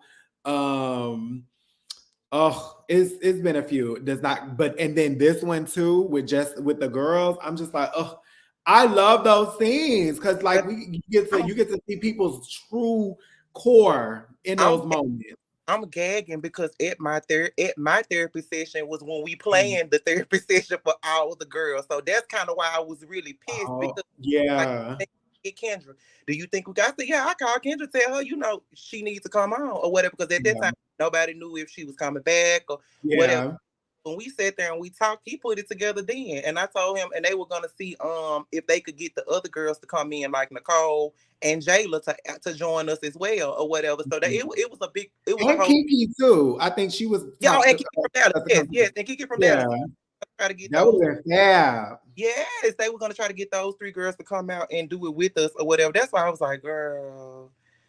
But no, it was I wouldn't have changed nothing about it. And to be honest, I liked too how vulnerable Berlin was, and it's like it gave me a different insight on her. And it's like I haven't really been around her a lot, but I know I can just tell like Berlin got a story. You know what I'm saying?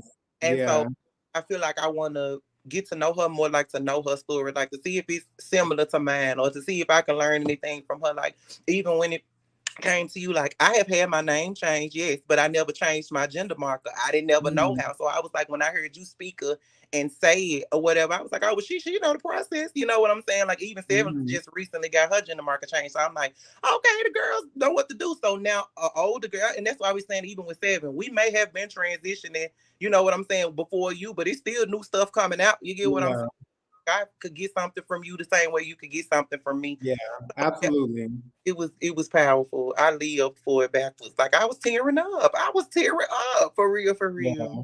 And I love too that it wasn't so many confessionals. It was just more about the meat and potatoes of the scene, which is like us telling our stories. And I just really love that scene. Like I'm gonna rewatch the episode from start to finish again tonight, because I didn't get to see the whole episode while it was airing, because child, my life be lifing. So I came in halfway through. So my recap at the beginning was actually me seeing what was happening. But that, man, when I say the end of that scene, even when Berlin was at the practice and she just revealed, you know, growing up in New York and what that was like, and she first started her transition, it just was a really great episode. And then like with we were just saying, it's Trans Awareness Week. So for that scene to happen, and you know, the girls come up here and talk, because all of us have been up here except Kendra. Yeah, it's just been a great night. I think it's been a great night. And I think I was able to, you know, not have to you know, be in the mix of no drama, glory. That's what I said. I said it feels good to be on the other side. Yes. You know, I'm Switzerland. I like being Switzerland. So when people come up asking questions, you have to clutch your pearls and not say nothing. You be like, I don't even know what y'all about. That's where I want to be. Where I'm like, I don't even know what y'all talking about. Right? What happened? Wait, what was that? Who said that? That's what I'm saying. And so it just, I don't know. And another thing too, I seen somebody in these comments talking about me twerking in the background. Girl, I was trying to have a good time. Oh yes, you were saying, and you was like, girl, I don't know what they talking about, but baby, I'm out here having a good time, having a blast, baby. Do you hear me? I think Rico said you and Bella was the star of the scene. Because Bella was in Oliver green screens. Trying to get out, baby. Bella be trying to get out. She be trying to get her life, baby. Baby Bella be having it with me when I come over there. Bella will baby bark at me until she don't see me no more. I'm like, what's the thing? I love Bella. She's so sweet to me. That's why I told Daria, I was like, you can leave her out if you want to or whatever, because she always, you know, be around my little feet and stuff. I said, maybe she smell my dog. I said, I'm gonna put them on with other whatever, see if they can have a little play date or something. But yeah. That'll be cute. Yes, honey. Yeah. Oh, okay. I'm gagging that I've been on here. I'm really gagging. I don't mind, but I'm gagging. I've been on here this long. I didn't really think I was gonna be on here this long, because like I've been telling them, Willa, I really thought the people was like gonna think I was just like on girl when she come up on the screen, baby, let me go take a bathroom break type tease. Cause you know, no, they living. No, they living for you, baby. And I so appreciate it, because when I say that was one of the most things I was nervous about, I haven't even been coming to the after shows until like Rico's and like forward, because I'm like, I don't even want to see the comments. I don't know what the people gonna say. No, they live for you backwards in the comments. I ain't seen a negative comment about you yet. Lord, look now we done said it. Somebody gonna have something to say. No, when they ain't gonna say no. I promise you, but only because they know who give and they know who put in the work. You get what I'm saying? And I feel like a lot of them, as much as they be wanting to hate, they can't hate when it's perfection, and that's just that on that. So I feel like just even in the comments, like what I've seen so far, and even when I seen your confessional look pop up tonight, girl, I screamed. Girl, hold on. I said the girls is not playing. The girls. Listen, everybody looks so good. Like everybody looks so good. When I seen y'all confessionals, I was just like, oh my God. Willa in this orange. Remember, I was like, Willa, I need you to do my hair, baby. You had laid that hair. And it's so crazy. I've been looking back at the whole season. I'm like, I'm seeing my hairstyles all over the season. And I was gagging about that too, because I had seen the scene with Dominique and Jae. They sat down. I had done Dominique locks. When I seen you and Tonka sit down, I had colored Tonka orange. So I was like, I'm starting to see like the stuff that I've been Sevyen in her confessionals. And I'm like, girl, come on. You better be pulling the cast in this season. So that's why let me say, you in that orange, I love you in orange. That orange on your skin tone is so beautiful. Don't do that. That orange on your skin tone is tea. So I got a secret relationship with orange. You get what I'm saying? Like my favorite color has always been like white or whatever, but I got a little secret love affair going on with orange. And I told myself if I ever was to like color my natural hair color, it would be orange. Like it would be And I was like, you walk around with orange hair? Yeah, I walk around with orange hair because I like how it complements my skin or whatever. So I put on me a lot. Girls look good. That was the word of the season last season, orange. Because we was orange. So what we was talking about, but that was the word of the season last season was the orange. And then I had took that picture in that orange dress that Jae had made, and it was something else. Oh, I had the orange wig. They was like, oh, when Willa put the orange the orange wig. Man. In this season, your cast photo orange. Now your second confessional look orange. I love your orange. I love that on your skin tone. That orange on your skin tone looks so good. Where Erykah Badu say I'm an orange moon, baby. Period. TTB said that's his favorite color too. No, orange is tea. Orange is definitely tea. And I live for Kendra's white situation. Their bow situation. Yes, with the bow. Yeah. Yeah, I lived for that. And I know there wasn't nobody but Adrian that found it and put her in there. I need to call Adrian to see where he got one of them from because I need that. I enjoyed that.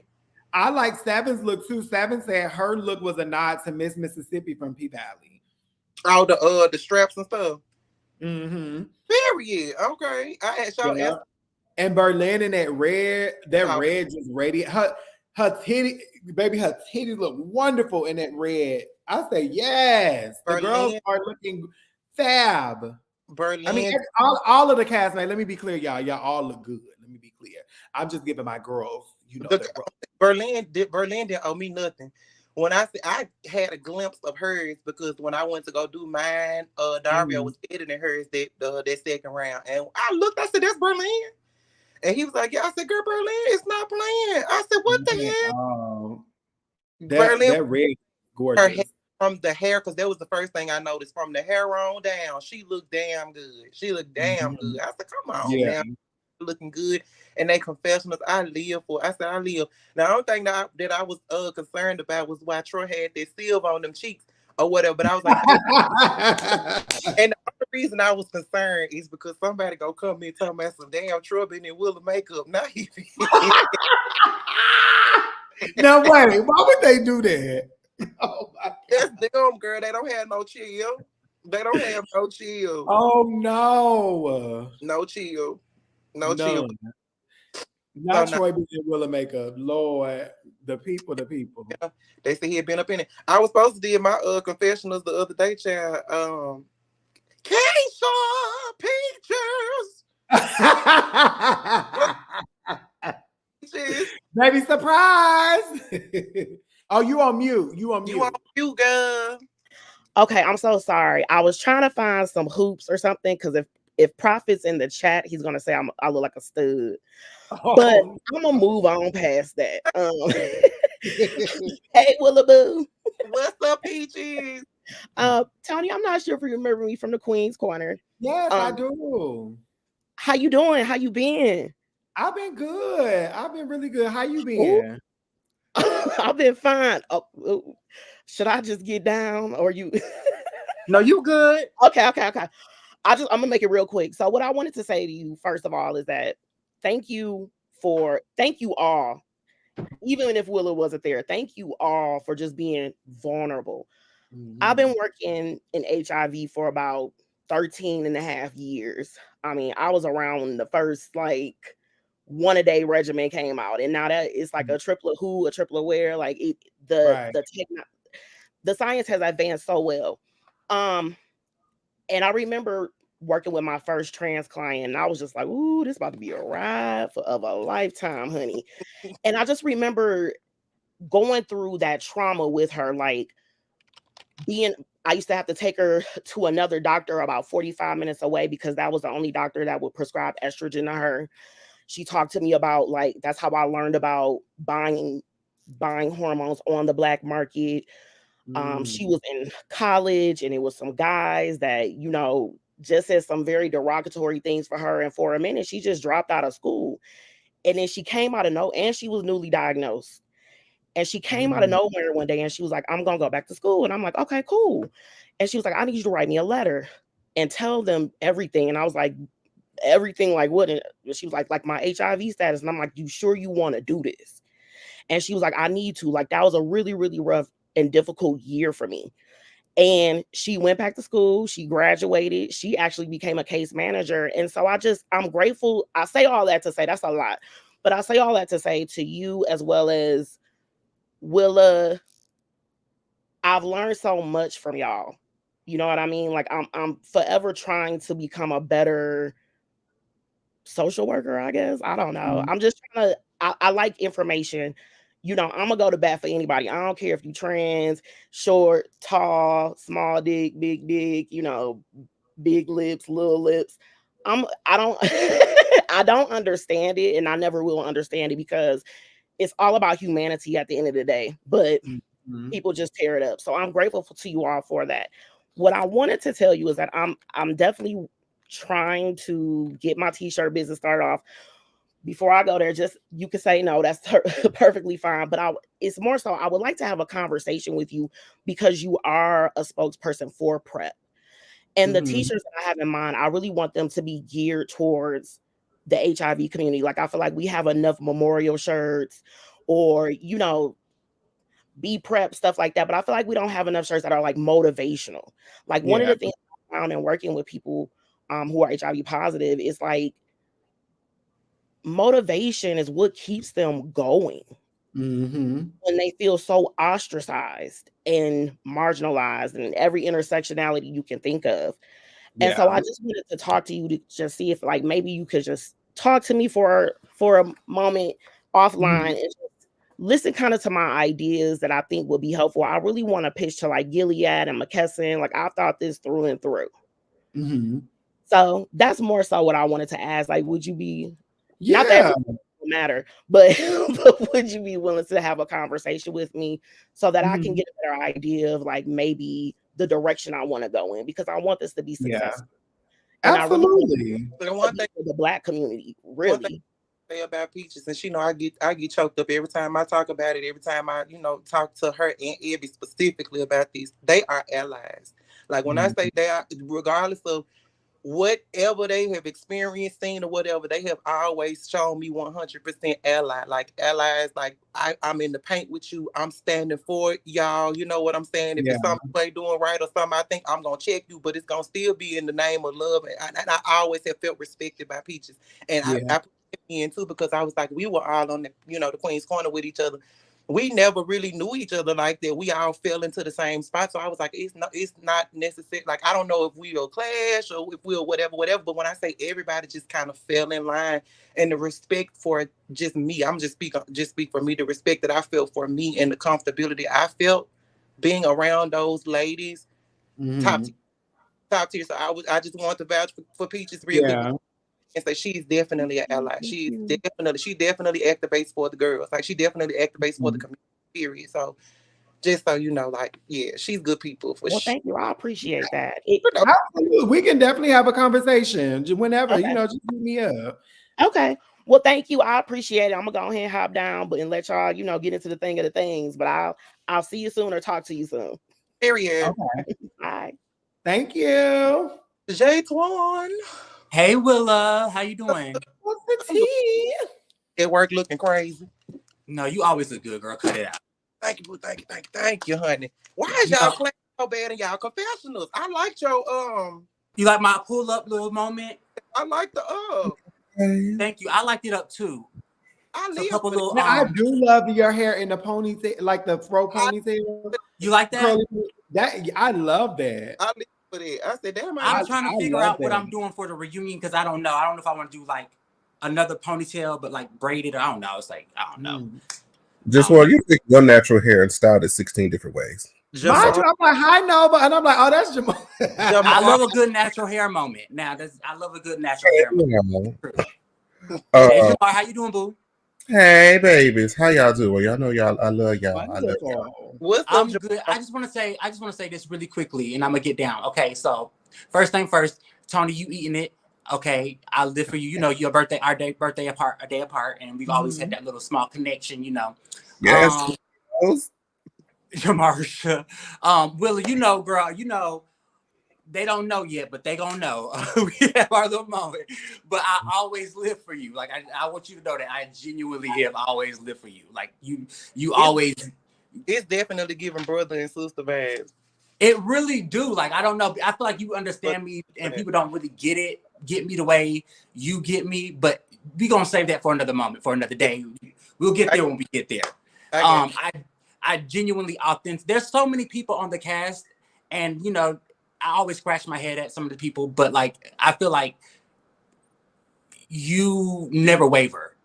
That's why I like you. Like you is who you is, and it is what it is. Okay, so this is what I want to come and say because TTB, I saw the live, child, and you said that me and Troy had been fucking, and you know this. Oh, yeah, he yes, said that. He said that me and Troy had been fucking. Okay, so that's a lie. We shared a bed. We ain't never fucked. Okay? So I don't know. He gonna say allegedly. Who said that? Oh my god. Oh my god. Did I? And then he double backed on it. TTB, you know you could get sued for lying like that. So yeah, everybody been talking about it. Ain't nobody been talking about that. That is not what happened.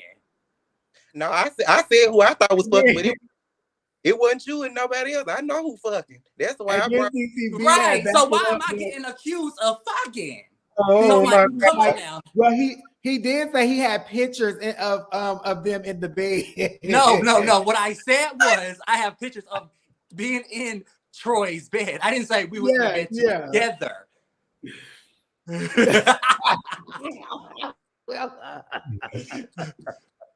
Okay, let me explain this just a little bit for people. The only reason why I spilled that tea is because Troy said that we were never friends, right? He's like, I was delusional and we were never friends.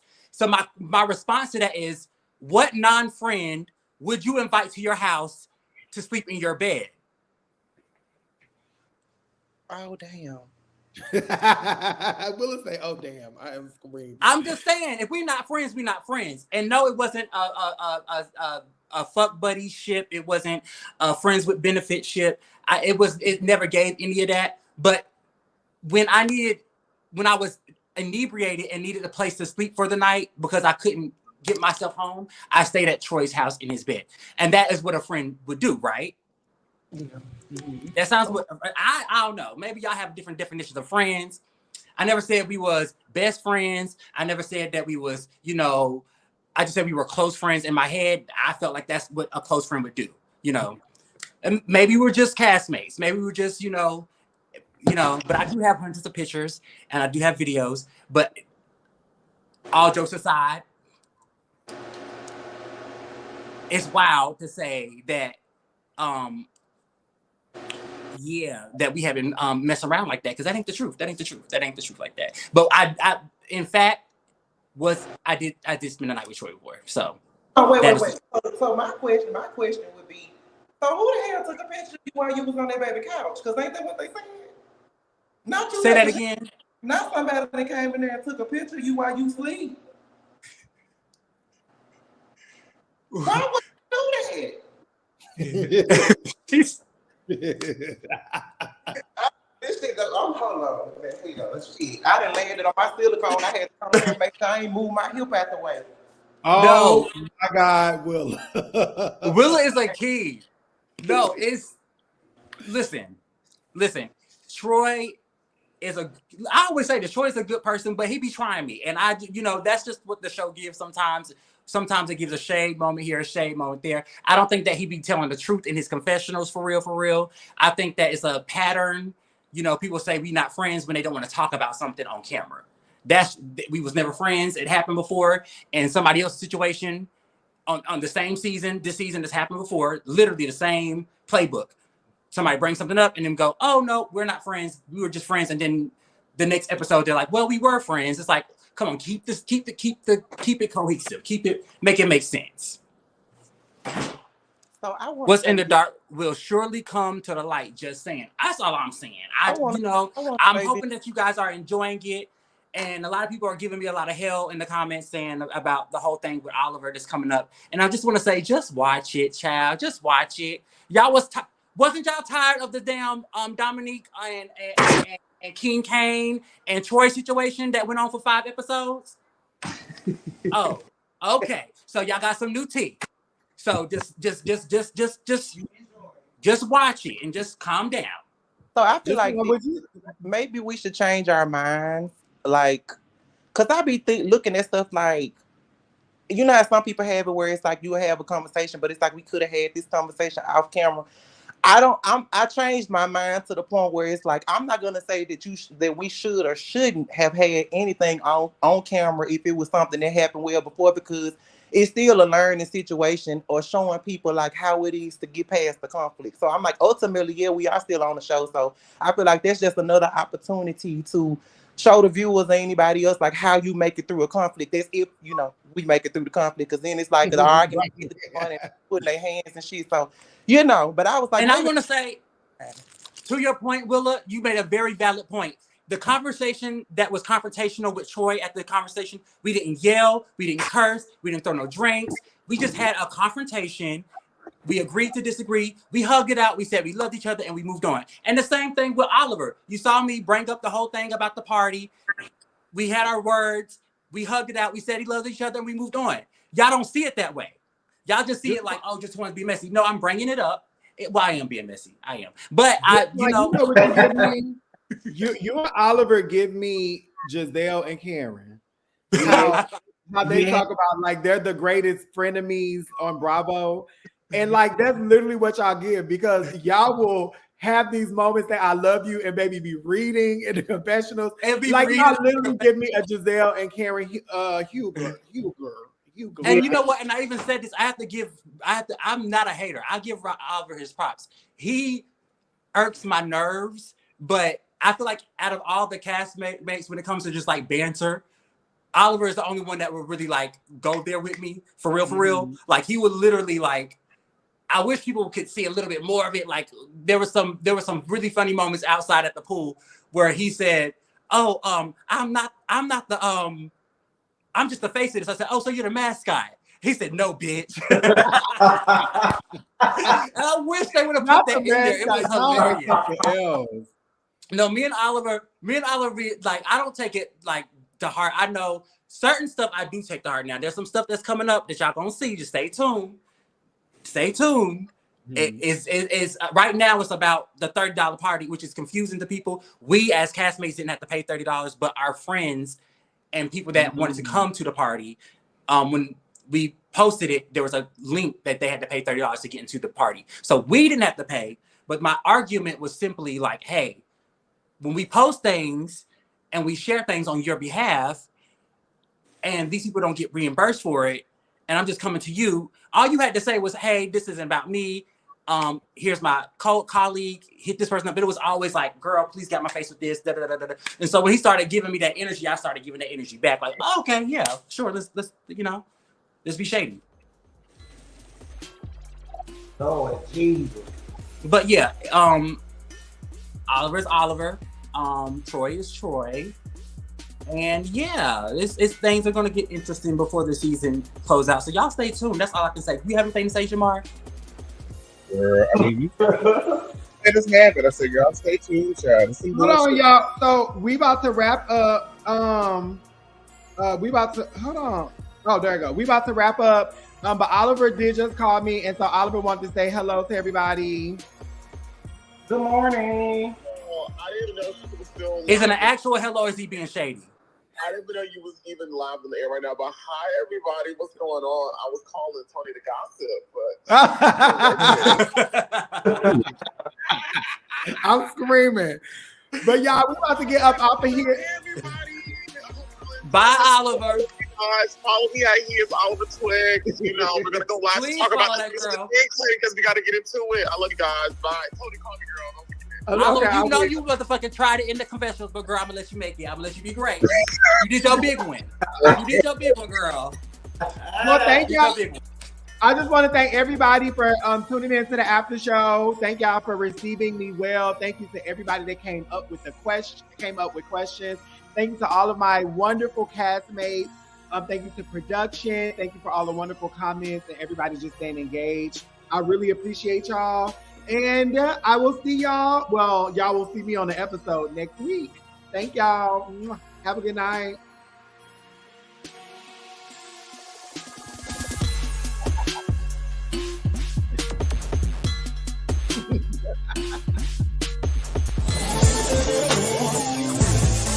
Life is true.